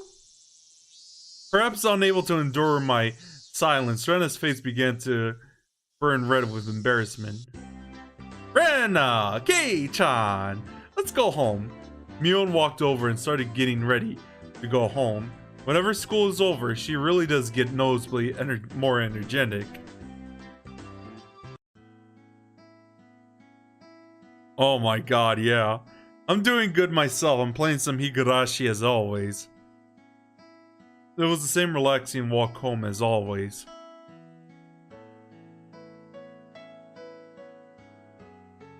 Digging around my pocket on a whim, I noticed something that should have been there was missing. What's the matter, Kei-chan? The key to my house I always carry around is gone. Man, where did I lose it?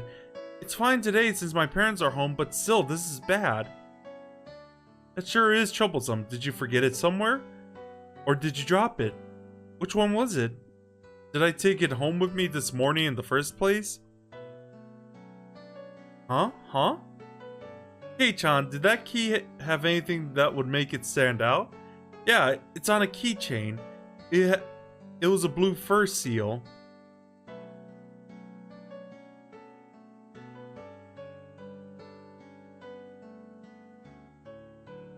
Something I made for summer homework a long time ago. Huh? Does it have its eyes shut like taking a nap? Oh, how did you know? Yeah, that's it. Mio looked away and began to whistle. See? You went for dinner at Angel Mort a couple days ago, right? That night the staff found the key. There was a fur seal keychain attached to it. As she said that, she suddenly grew flustered and added that Shion had told her about it. Huh? So I dropped it then? But aren't you glad they found it? I'm sure they're looking after it for you. That's right. Why don't you go? Shion looks the same as me, but you'll know her by sight. This was a rather unexpected development. Once again, I had no choice but to go and meet with Shion. But I had to thank her for the bento from yesterday.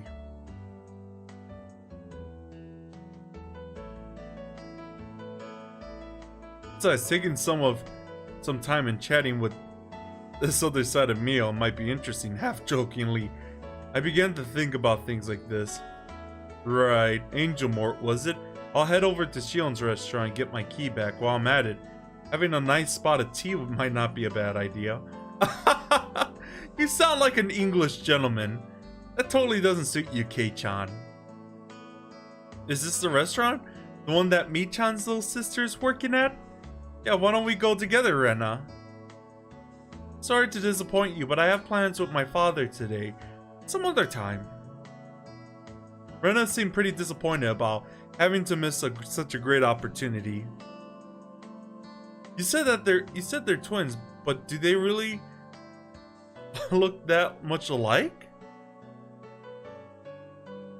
And here we go with Nightbot spamming stuff. And welcome back, Avion. Enough to mistake which is which? Yeah, they're totally the same, at least on the outside. Unlike Mion, she's well-mannered and really cute though. In response to my teasing, Mion pouted and began to argue with me.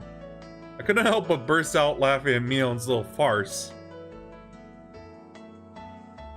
After all, they weren't just identical, they were the same person.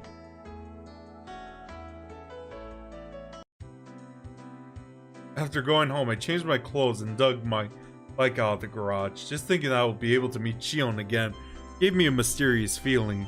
Shion, a name for a different kind of Mion. She was a mysterious and ridiculous person, believing she had fooled everyone like that. I noticed I was pedaling along quite happily. Could it be I was looking forward to meeting Shion? Felt a little sense of giddy anticipation, like I was headed towards a new friend's house for the first time. What Rena said about Mion actually being really feminine sprang to mind once again. The guilt from spying on another side of Mion, self-consciousness from being the only one that knew about that side. These feelings are mixed together. Ah, I see, Maru. That was Shion for you, Mion's little twin sister. Until she felt like coming out admitting she was Mion, it was fine to just call her Shion, right? Mion might be trying to have some fun by acting out a different persona. As I reached to the top of the steep hill, The horizon expanded before me. I was almost out of the station. Almost at the station. The last time I wasn't embarrassed since I was here. Last time I wasn't embarrassed since I was here with Dad. But this time I was alone. I was strangely self-conscious about it. Meet Shion, get my key back. That was all this task was supposed to be. If I dawdled around like this, maybe Shion would find me before she headed in for work. Hey, what are you doing, Keiji Maibara? You're just here to get your key back, you know. It's not like you're some love-struck schoolboy here to hand over a love letter. The thoughts inside my head were slowly turning into a jumbled mess. I came to the realization that I was downright giddy. That's why, for just a bit, for a tiny little bit, I got a little carried away and did something really stupid. I kicked over a parked motorcycle and I was blocking the sidewalk. It was in the way, sure, but there was absolutely no need for me to kick it. I definitely got too carried away. Thunk, clack, crash. As the 3 bikes toppled one after another like dominoes, the loud noises they caused snapped me back to my senses. Oh, what do you think you're doing? The owners of the 3 bikes were right there. They looked exactly what you call thugs up to no good. They lifted their heads up in an imposing manner and yelled angrily in a way I never heard before. 3 of them beelined towards me, 3 worn down heels of their thin-soled shoes slapping noisily against the pavement. I could only stare listlessly, as if I were watching some far-off event that didn't concern me at all.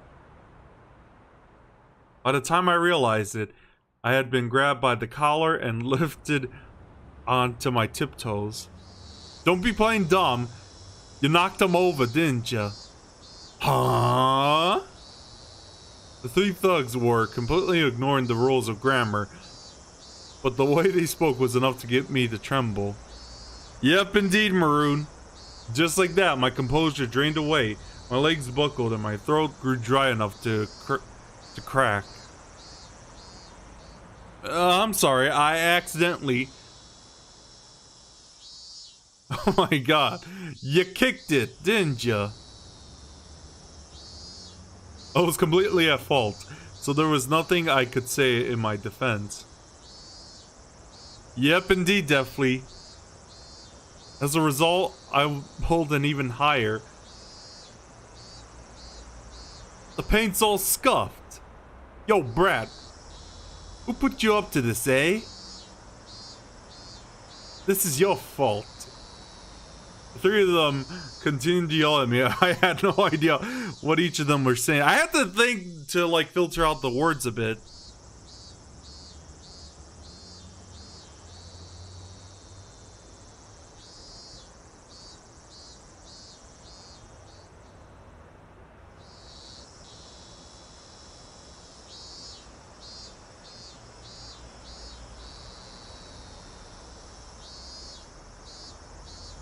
Getting further enraged, I was only listening while dumbstruck. They grabbed an empty plastic crate from a nearby store and began to smash it repeatedly against a foam pole.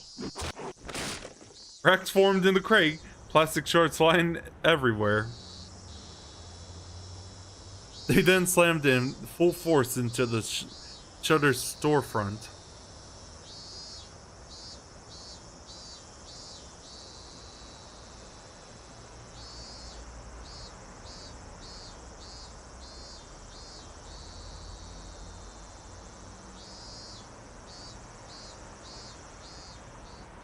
Smash!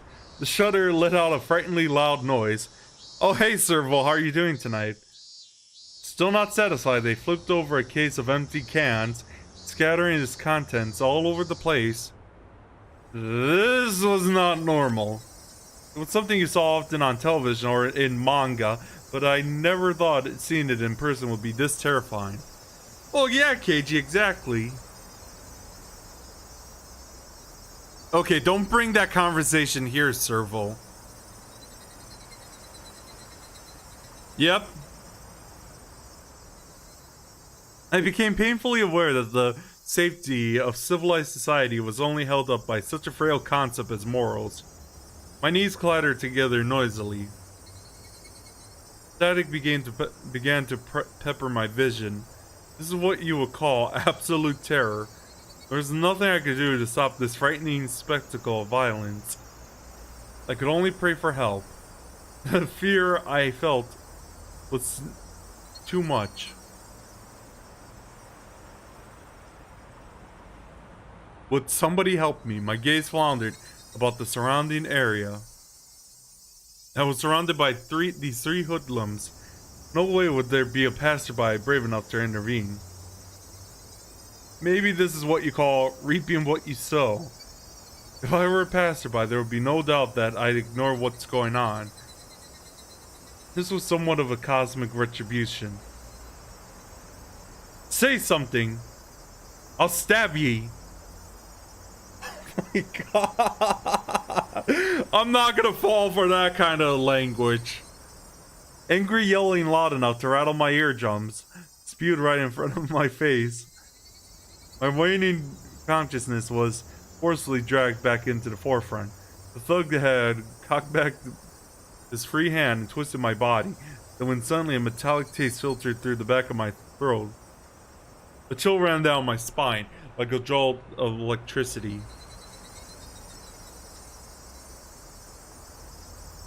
Seeing what was going to happen next, I squeezed my eyes shut as tightly as possible and gripped my teeth.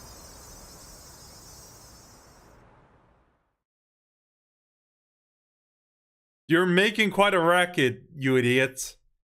Get out of my sight. A voice was a short distance away. Still holding me by the collar, the three thugs began to spin around looking behind them. You say? What did you say? Standing there was Shion. Oh hey, here we go again. Your angry face.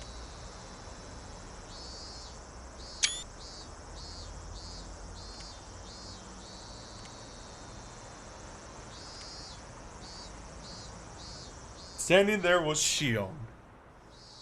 I mean Mion. She stood there displaying an imposing stature that I'd never seen before.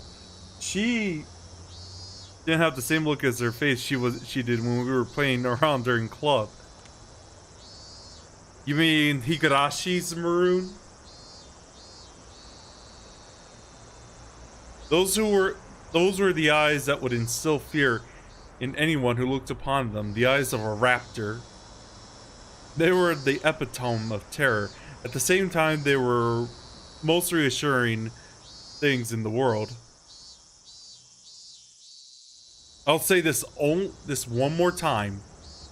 Let go of Kei-chan and get lost. See what her angry face looks like.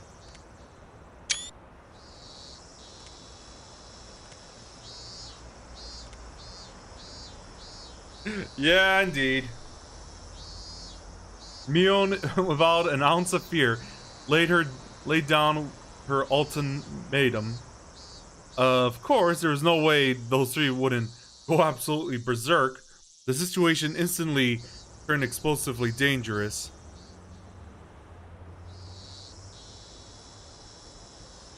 Do I really need to read that? I'll bash your head in. Stop it, Mion. These guys are like rabid dogs. No amount of bluffing will work. Mion, it's dangerous. So, I knew what I was saying was pathetic. But I couldn't let Mion get involved in this. No matter how you looked at it, Mion was only bluffing. But did Mion know any meaning of the word bluff? Oops. However, the reason reason behind everything soon became apparent. They were slowly increasing in number, little by little. At first, it was only the businessmen on their way home stopping to take a look. Then it was the housewives in the middle of shopping taking a gander. Next, what seemed like the owner of the same store. Yeah, indeed. Even though that's actually Shion-Avion. Next, what seemed like the owner of some store showed up, and it was pretty clear he wasn't just looking. Around Mion, there was already about 7 people gathered. It felt different than the people coming out of to support a friend. If I had to say why, hi Callie, how are you doing tonight? About time you came to my stream without. That wasn't the last minute. It was about time that group gathered was diverse in age and gender. The 3 thugs seemed to slowly realize that there was something strange about the situation. What time of game is that? You mean what type? It's like a video game storybook, you could say. But there was something strange about the situation. Who are these guys? Behind them, at some point, 4 more people. Yeah, just basically reading a book. Yeah, just basically reading a book. I know there's another one I'm planning to do soon as well. At some point, 4 more people at the differing clothes stores and ages had gathered. A girl who looked upon in the middle school. Oh my god, I remember this in the manga. A man wearing a bakery apron. An old lady in the house cleaning smock. More and more people of various ages. Their gazes comparable to Mion's were of hostility, of intimidation. Or I realized that over 10 people had formed a ring around us. At that moment, 5 elementary schoolers ran in and joined the circle. What is going on? Like, I see this something out of a Disney movie or something.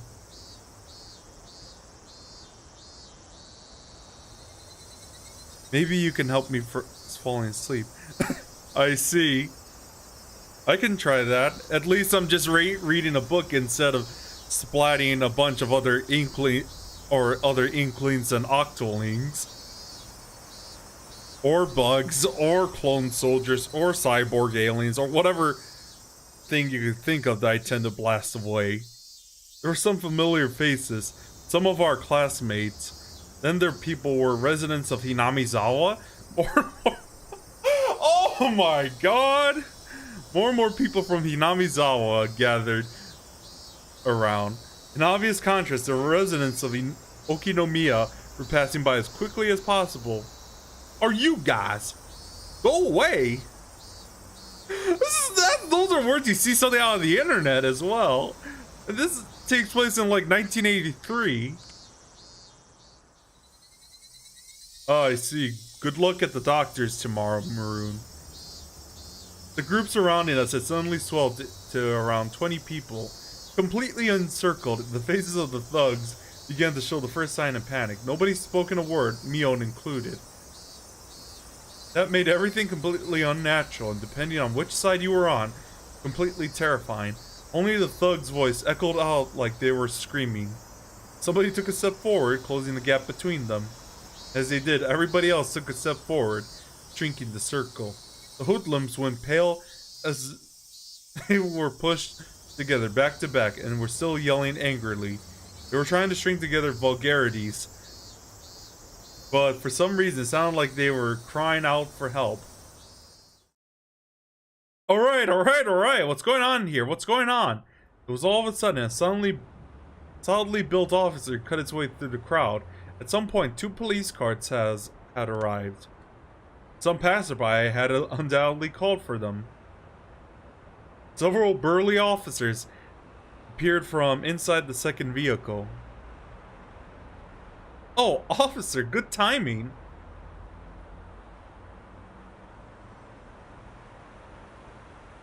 There you go, the extortionists caught red-handed. Please arrest them. This Brett's the one that's wrong here. Mion, returning to her usual self, was nonchalantly pointing out to the hoodlums to the police. Of course, the thugs were furious, but now that it had come to this, There was nothing they could do. It was their loss. It was their loss.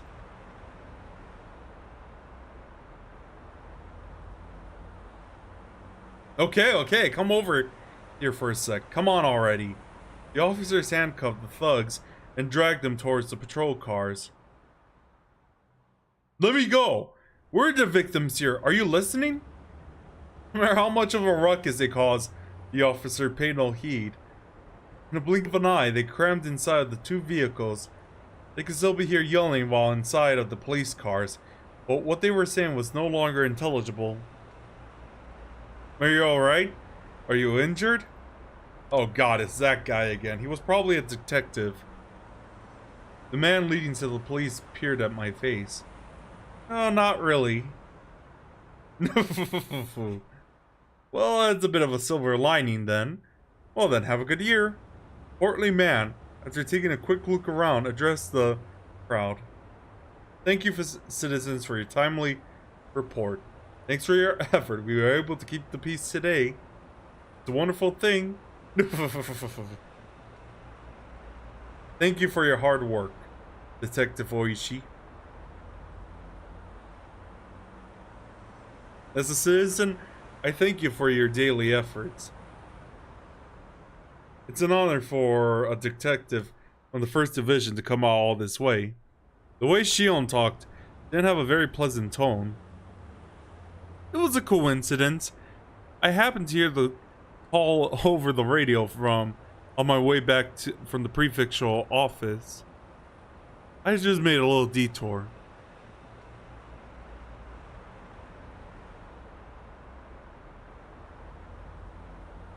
Please keep up the good work. I pray for success for your future endeavors. Aw, shucks. It's a good thing there were no injuries, though.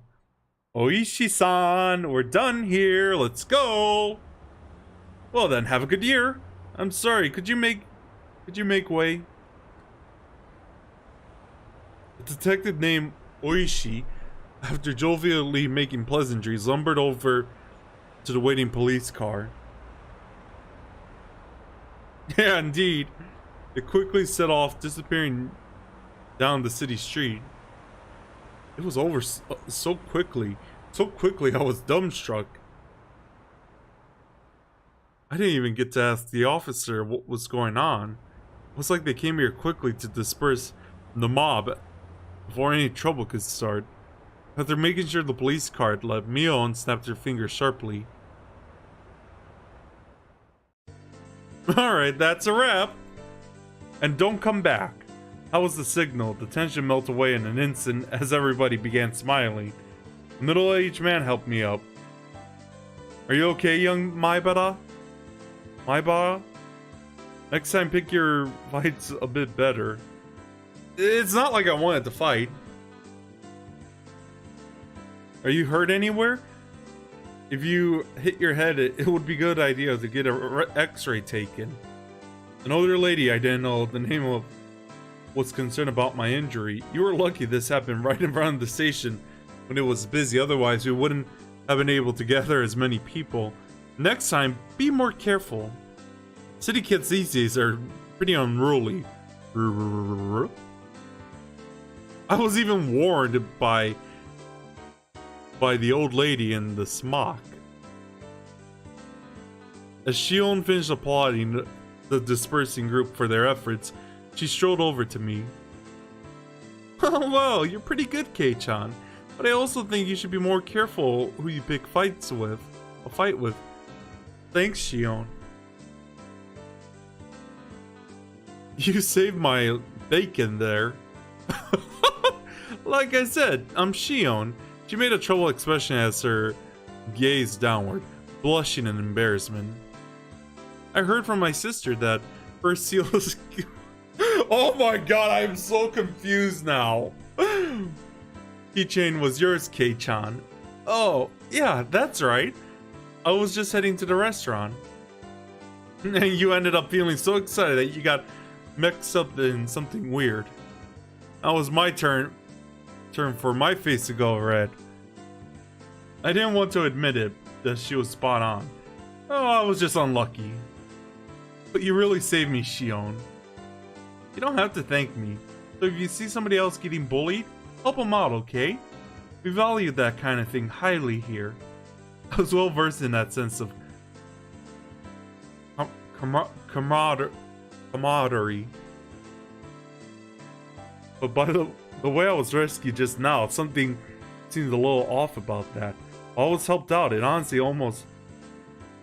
was honestly to an almost disturbing degree. You're coming to the restaurant, right? You must be tired, so why don't you relax for a bit? My treat. Seems like she caught a glimmer of suspicion in my eyes. While waiting for an answer, Shion began walking.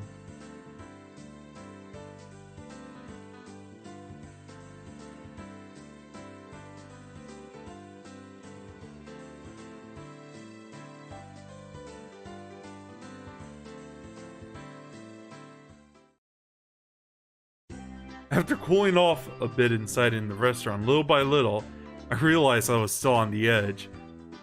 There were spots here and there on my body that hurt, probably because I had been so stiff with nervousness. Shion, who had changed into her uniform, brought over 2 glasses of iced coffee. Yep, we are.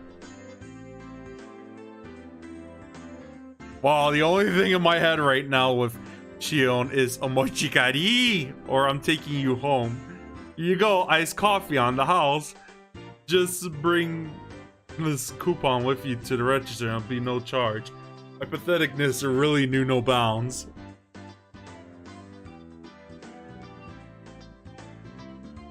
Just bring in this coupon with you to the register and it'll be no... Oh, but since she went through the trouble, I might as well take her up on the offer. Even though it had started out as such a lovely day, I had to get carried away and do that stupid thing.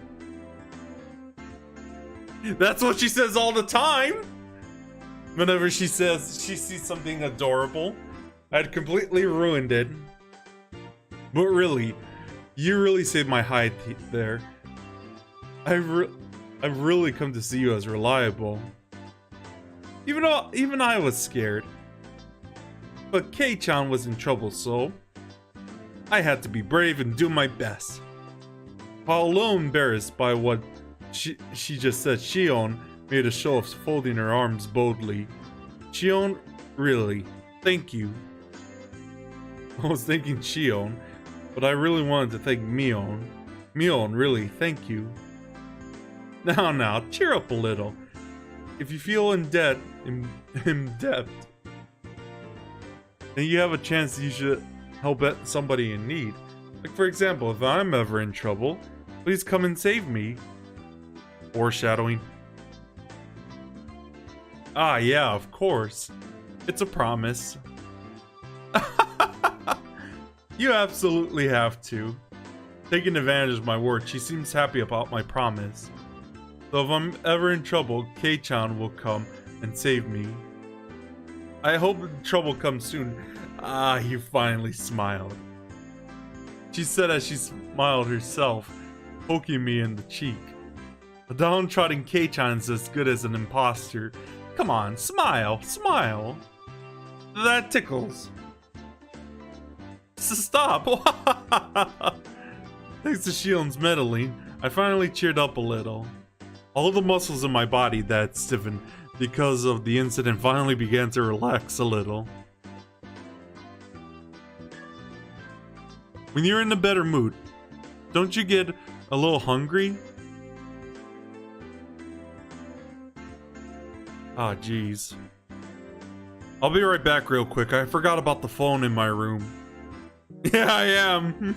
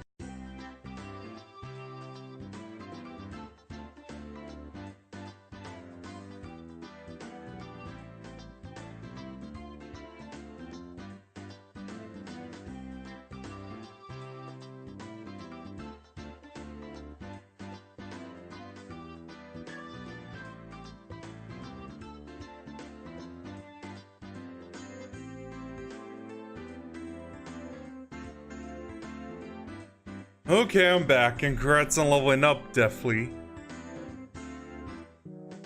I'm kind of hungry, so I want to eat some pancakes or something. You want some too, Kei-chan? I want to show a little restraint, but restraint isn't really my thing.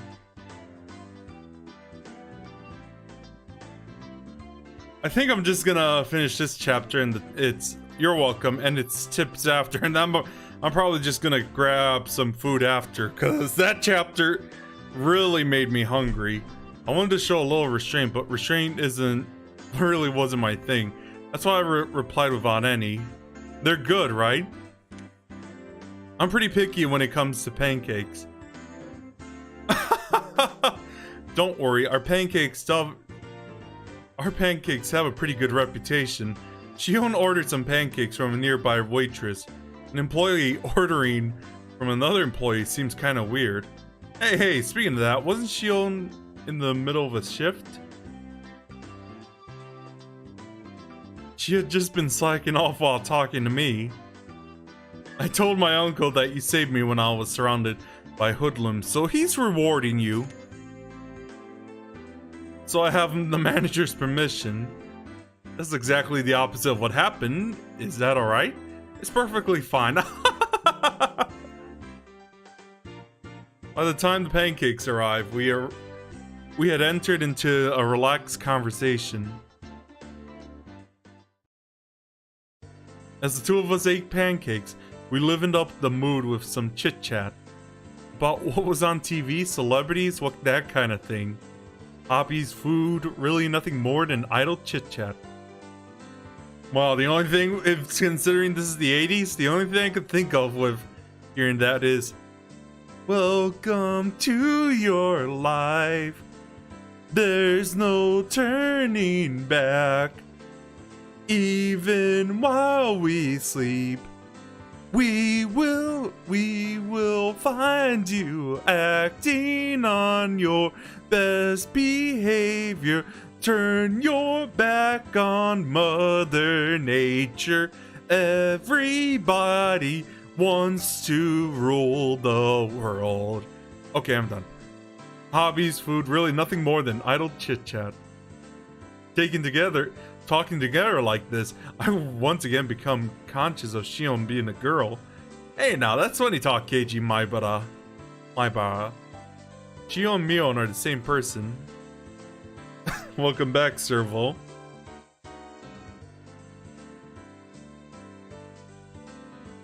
If there was anything between them, it was whether or not Mion admitted she was Mion. But given that, how come our conversation was this different? I see.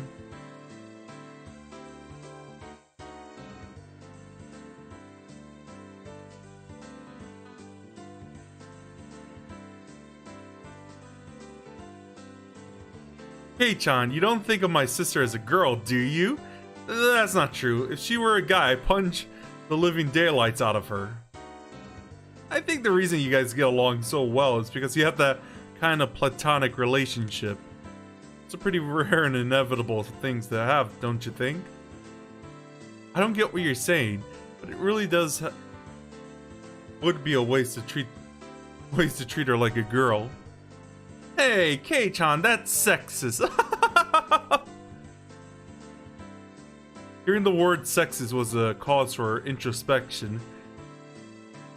What was I prejudiced against Mion and Shion for? Mion was Mion. She was best friends a guy could have. No reservation, head and shoulders above me when it came to club activities.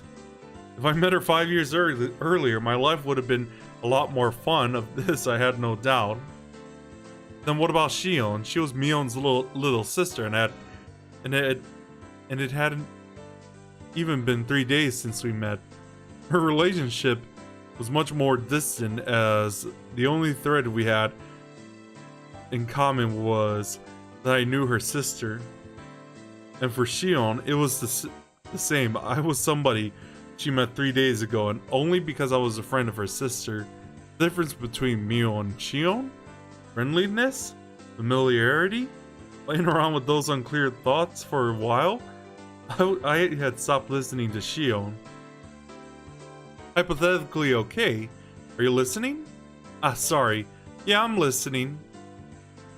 This is just a hypothetical question, okay? Both me and my sister are in trouble, okay? We're dangling off the side of a cliff. Which one of us do you save? You can only save one. Shion. She wasn't saying that to tease me, but it had been a playful tone in her voice. That's not a nice question. I want to say you both, but I can't do that, right? Right. You can only save either Shion or Mion. Who do you save? If it were Mion, I don't think she'd be in that situation in the first place. Exactly, deftly. What about everyone else? Who thinks to answer her question?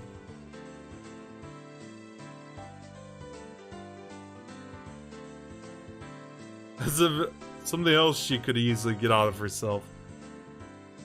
What about the normal frail Shion? I guess I have no choice. It's not my sister, right? If Mion and Shion were different people, I suppose it would come to that. Yeah, for the people who are watching, who would you save? Mion or Shion, you guys? I know Deftly answered, but who else would? I know Serval is what? According to the chat list, Serval is watching, Renesia is watching, Linnea is watching. Definitely. Oh, he already answered. Yeah.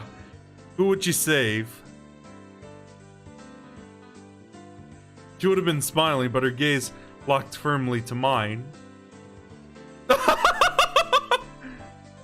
In other words, that's it, isn't it? My sister is. Huh? Sorry, I messed up what I was trying to say. Jian was trying to talk in a lighthearted manner, but I felt like there was something more behind her words. Was Mion trying to tell me something through Shion? Not being able to put a finger on exactly what it was vexing.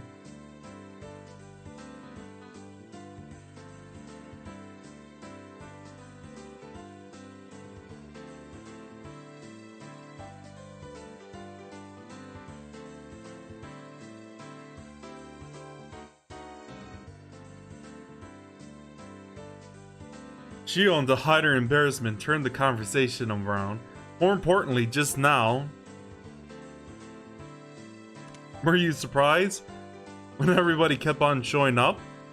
Of course I was. If it was Rena or Satoko, that would have been one thing. But for all these people, young and old together, they were all from Hinamizawa, right? Yeah, that's right. Everybody in Hinamizawa is pretty close-knit. An enemy of one is the enemy of all. Nobody's going to look on from the sidelines. A pretty reliable group of residents. No, it's making me want to live in the suburbs as well. If somebody is being picked on, then everybody unties to get rid of the bully. It kind of sounds like the Mafia or the Yakuza's brand of unity. You shouldn't say something like that. It's something you should be thankful for. You were saved by that unity, weren't you?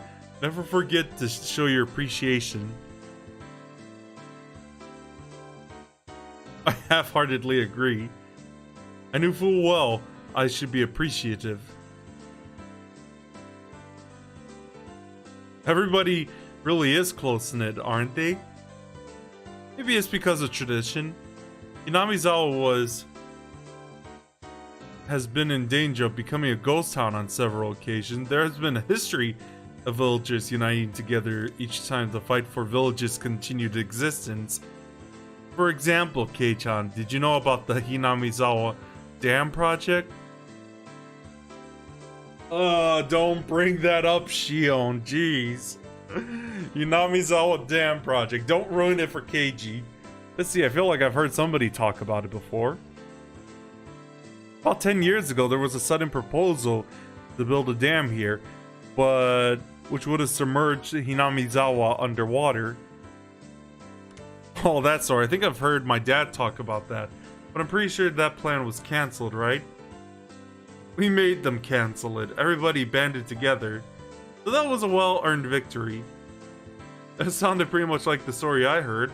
The protest intensified to the point where it was featured in newspapers and magazines. Yeah, I know, Maroon. Or maybe I don't. As a result, the plan was suspended. The whole story with the dam apparently started before I was born. At first, the proposal was only for exploratory purposes, or a small dam to control erosion. But then the cat was let out of the bag. If it were completed, it would have been the biggest dam in Japan. Not just Hinamizawa, but several villages upstream would have been submerged as well. The protests immediately began. Petitions to cancel or relocate the project were drafted and submitted to the Diet. They even went so far to go to the Ministry of Construction in Tokyo to hand over a direct appeal to the minister.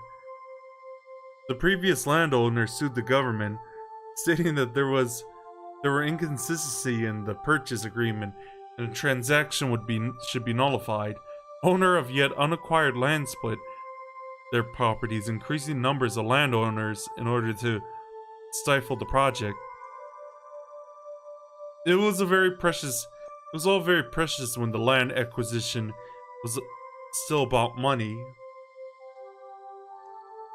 Eventually, they started to cease relying on eminent domain in order to seize land. It started at that point. The riot police began to get violent. Riot police? You mean the police? Why would they act violent? They punched, they kicked. There was a time I was hit. Right around here, I think. My skin split open and a whole lot of blood spilled out. Saying that, Shion indicated her temple by poking it. Wait, congrats for what?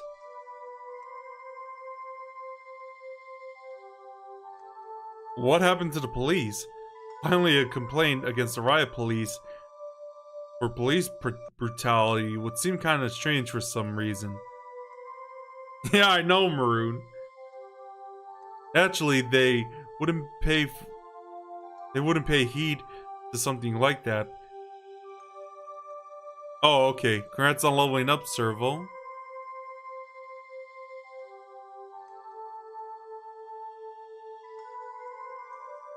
You wouldn't be able to establish proof on who exactly hit you. They could justify their actions by saying you were interfering with police duties. My nana went off like a firework. After that, it was amazing. Like a full-scale war. We weren't just going to sit by and idly file complaints. We went on the offensive. First, in order to call attention to the government, they filed a temporary injunction to the court. Then, in order to gain public support, they called in prominent scientists to say that Hinamizawa was a valuable nature preserve. They pressured the prefectural and municipal assemblies, saying that the prefectural governor ignored his constituents when he approved the project and demanded his resignation. They completely and thoroughly denounced him. Naturally, in Hinamizawa, a ferocious conflict worthy of being called the Dam War began.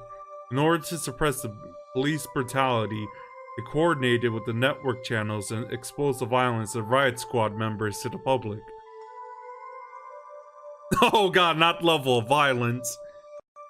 On top of that, they put together a special expose theme around the government repressing the citizens and aired it nationally.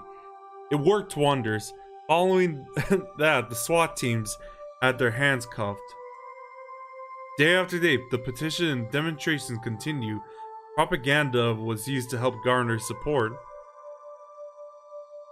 The circle of support gradually expanded outwards from Hinamizawa. Either that bore fruit, or the government finally decided against it. It was definitely announced that the dam project was indefinitely suspended just a few years ago. We did everything we could. The entire village banded together and fought. At that time, we were desperate. But now that it's over, it's actually become a pretty good memory. The villagers' feeling of solidarity and unity still haven't faded. Shion said that she focused off into the distance. I see. I felt that those eyes weren't filled with anguish, but rather a sense of pride. That kind of solidarity is pretty nice. You don't see it too often. Bridging the generation gap and unifying the region. I think so too. The dam project was a trial.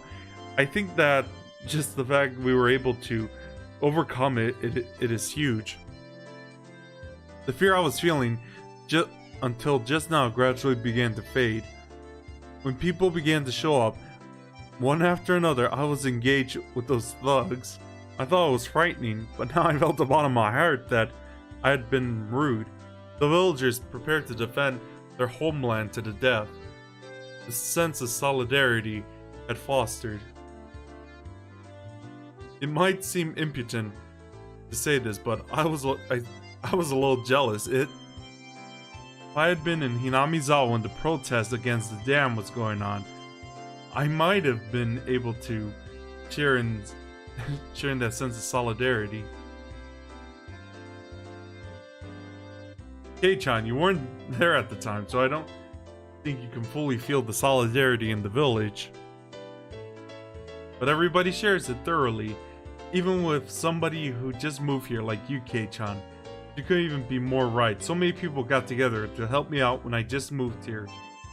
Even though they were strangers whose names I didn't know, a hot feeling began welling up inside of me. When I lived in the city, I didn't know my own neighbors. I thought that was natural. But that was an absurd and pathetic thing. Even though I thought of them as strangers, all the other villagers viewed me as a comrade, happiness and warmth. I was actually aware of those feelings as they gradually welled up inside of me. So Nasaki-san, Macho wants you to work the floor. A more senior waitress waved her hand and called out to Shion. It seemed like it was time for work. Okay, I'm coming. Sorry, looks like I have to get to work now. It's fine. Thanks for hanging out with me. It was fun. Oh, are you going home? Yeah, my mom gets fussy if I'm not home by dinner time. It seems that Shion wanted to say something, but she swallowed her words. Hang on.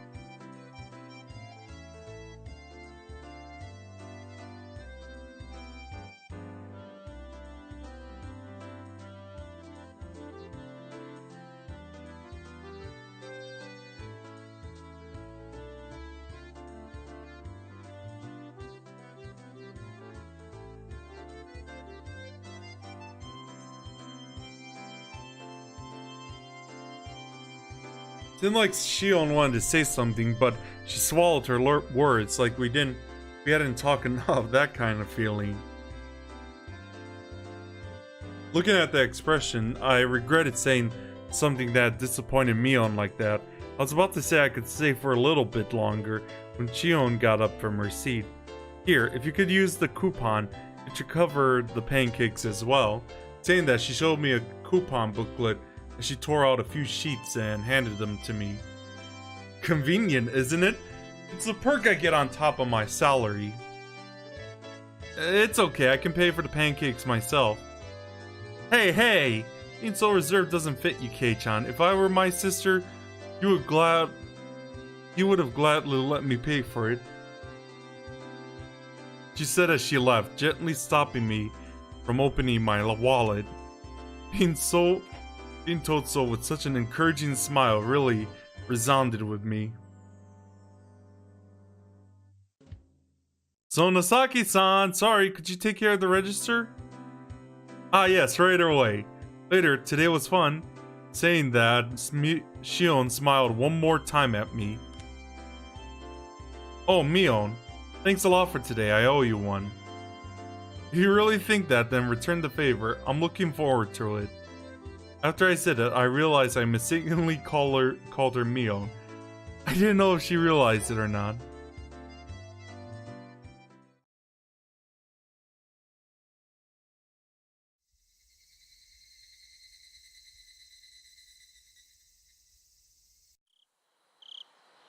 Lazing around and watching television after dinner was part of my daily routine. It seemed like a waste at first glance, but you could say it was an important time when I was able to recruit knowledge of everything from politics to economics to various trivia. After dinner was valuable time well spent while the brain was at its most supplied with nutritions. You idiot! It was obvious that Tokyo Tower is taller. Ah! Today I tested my knowledge of trivia by watching my weekly quiz show. Sitting in front of the television, I was able to get a lot of answers right. But if I were actually up on that stage, I probably failed miserably. I see. KEG, phone call from Sonosaki-san. Okay, Sonosaki, that's Mion. It was a little late for her to be calling. I had a bad feeling about this. I had a hunch it was something to do with club activities. She was probably going to inform me what we'll be doing tomorrow.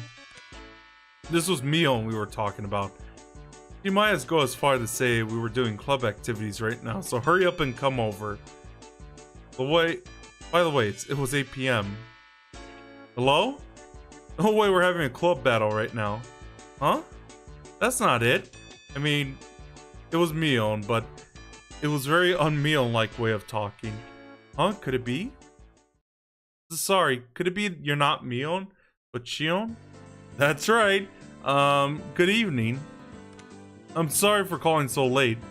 For Mion, this could be an ill-fittingly polite way of talking. But since it was Shion, it was natural. Even though they were both the same person. Yeah, I know that. I know what you mean.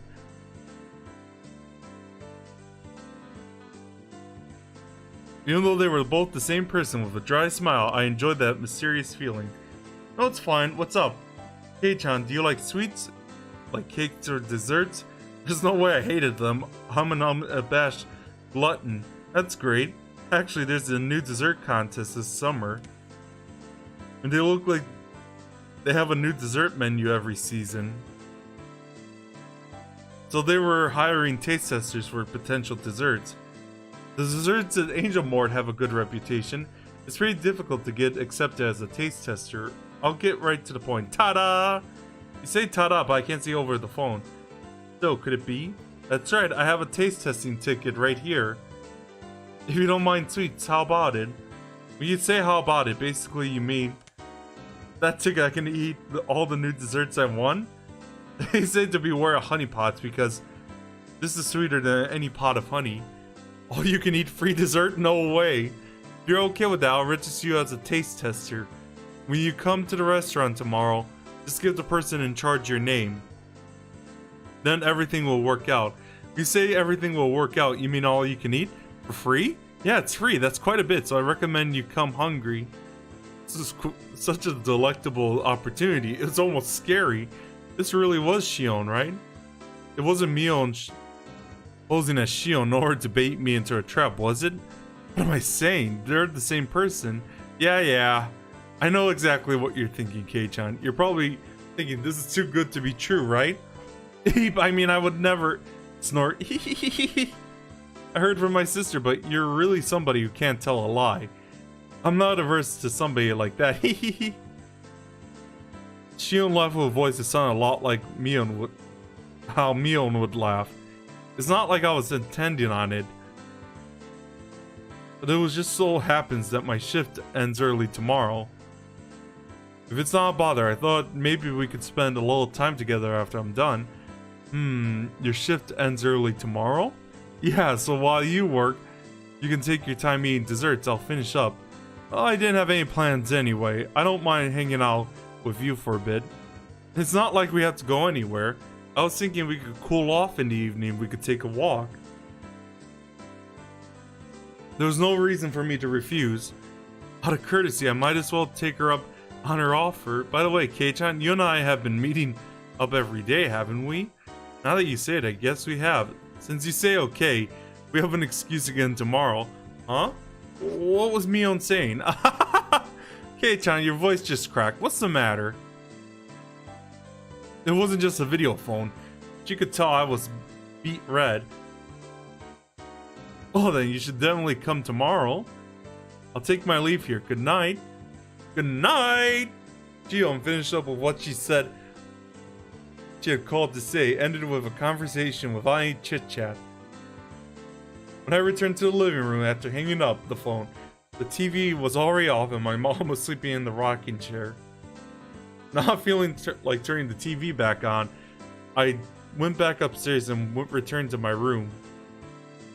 I've only been receiving favors from Shion, haven't I? She brought me a bento and saved me when I got involved with those thugs.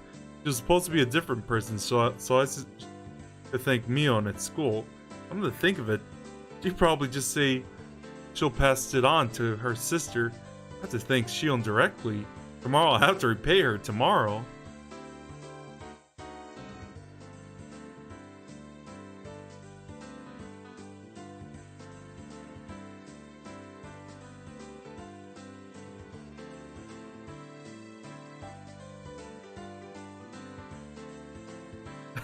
Details of Delinquent 3.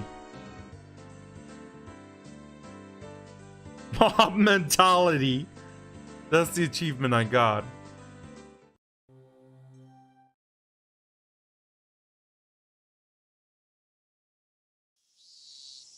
This is why you're arresting us. Let go of me. Kuma-chan, you can let go of their arms now. Here, please sit down. The three people rubbed their arms painfully. Kumatani-kun and the others must have been squeezing them tightly.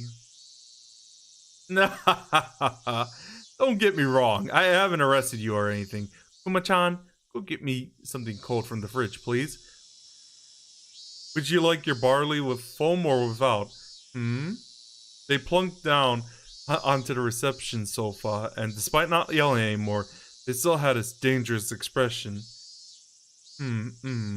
What'd I give to be young again? I'll drink even if you don't, you know. Excuse me for helping myself. Beer is the best when you drink it on the job. As he downed the beer with glee, the three people exchanged glances, then finally reached out for their cans. They hadn't stopped for being cautious. It was more like they didn't see a reason to refuse. They opened their cans and began to drink the contents. Where did you guys come from? You're not from around here. They looked at each other, suspicious of whether or not they should tell him. Are you all college students, friends on a trip? You're all probably traveling on bikes or something. Sounds like fun I wish I was having. Alright, sweet dreams, Serval. I was about to end it after reading this one. You don't live close by, do you? Where do you come from? Osaka, perhaps? What's the matter to ya? No, there's no use to trying to intimidate me. You would have been all in a lot of trouble if I had left you here. They seemed to recall the thrilling event from earlier.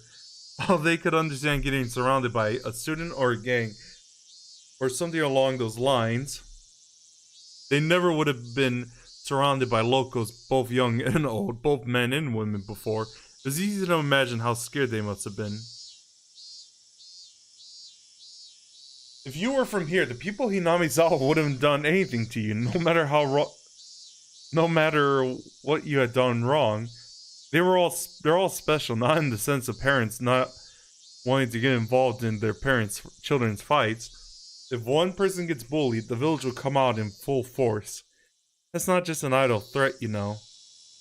They couldn't argue against that. They themselves have been surrounded. They'd seen it with their own eyes. There was no doubt about it. Around these parts, if the people of Hinamizawa gave you a glare like that, you'll simply get demoned away, and no one will hear from you again. You'll suddenly disappear without a trace. You all have families that would get the police to search for you if you went missing. Not then, that's not bad. You'll vanish, and that'll be the end of it. Even then, we got there soon enough that nothing happened. If we'd been late, things could have taken a turn for the worse. If they had been forced into the alleyway, these young men wouldn't be sitting on the couch right now. They might be lying on an autopsy table. Well, probably not. Anyway, perhaps they'd be a little more cooperative if I found them as corpses. How did you all get to Okinomiya? By train? By bike? Bike. It's not good. Still parked there, aren't they? If you go waltzing in to get them back, they probably might gang up on you. We'll take them all. Calm down, calm down. Why are these young people these days so quick with the shouting? You don't want any more trouble, right? Tell me the bike license plate numbers. I'll bring them here for you. Kuma-chan, please borrow the loading truck for the traffic... we could use for traffic disasters. Got it. It's fine. We'll get them ourselves. Do you really want to get surrounded again? The police may not be fast enough to save you this time. It's fine, isn't it?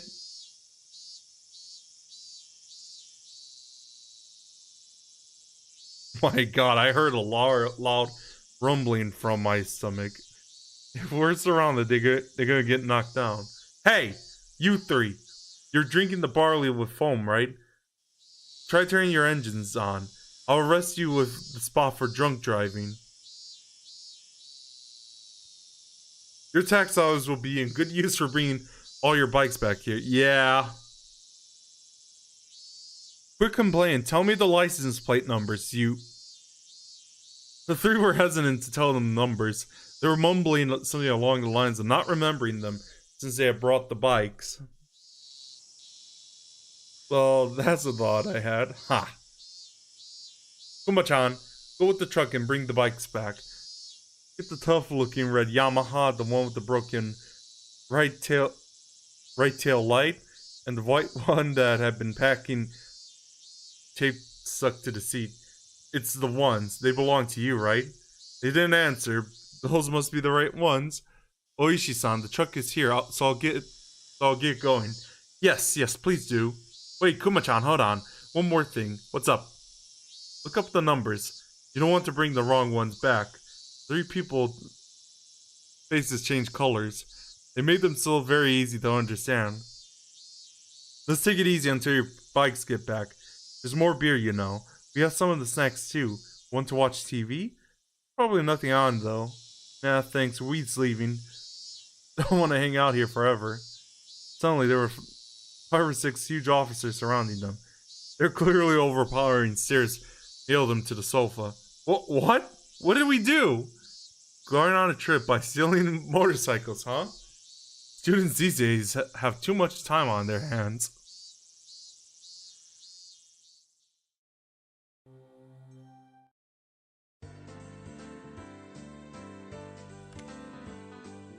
Oh my god, I've only read 2 chapters, and you know it's messed up when one of the chapters makes you really hungry.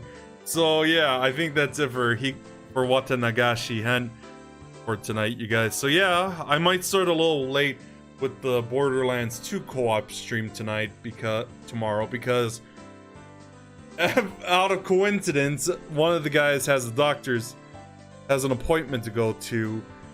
So we'll be starting a little late, and tomorrow, as always, I'll be getting on Pokemon Let's Go Pikachu. So yeah, as always, thanks for watching, and I'll see you guys next time. Take care.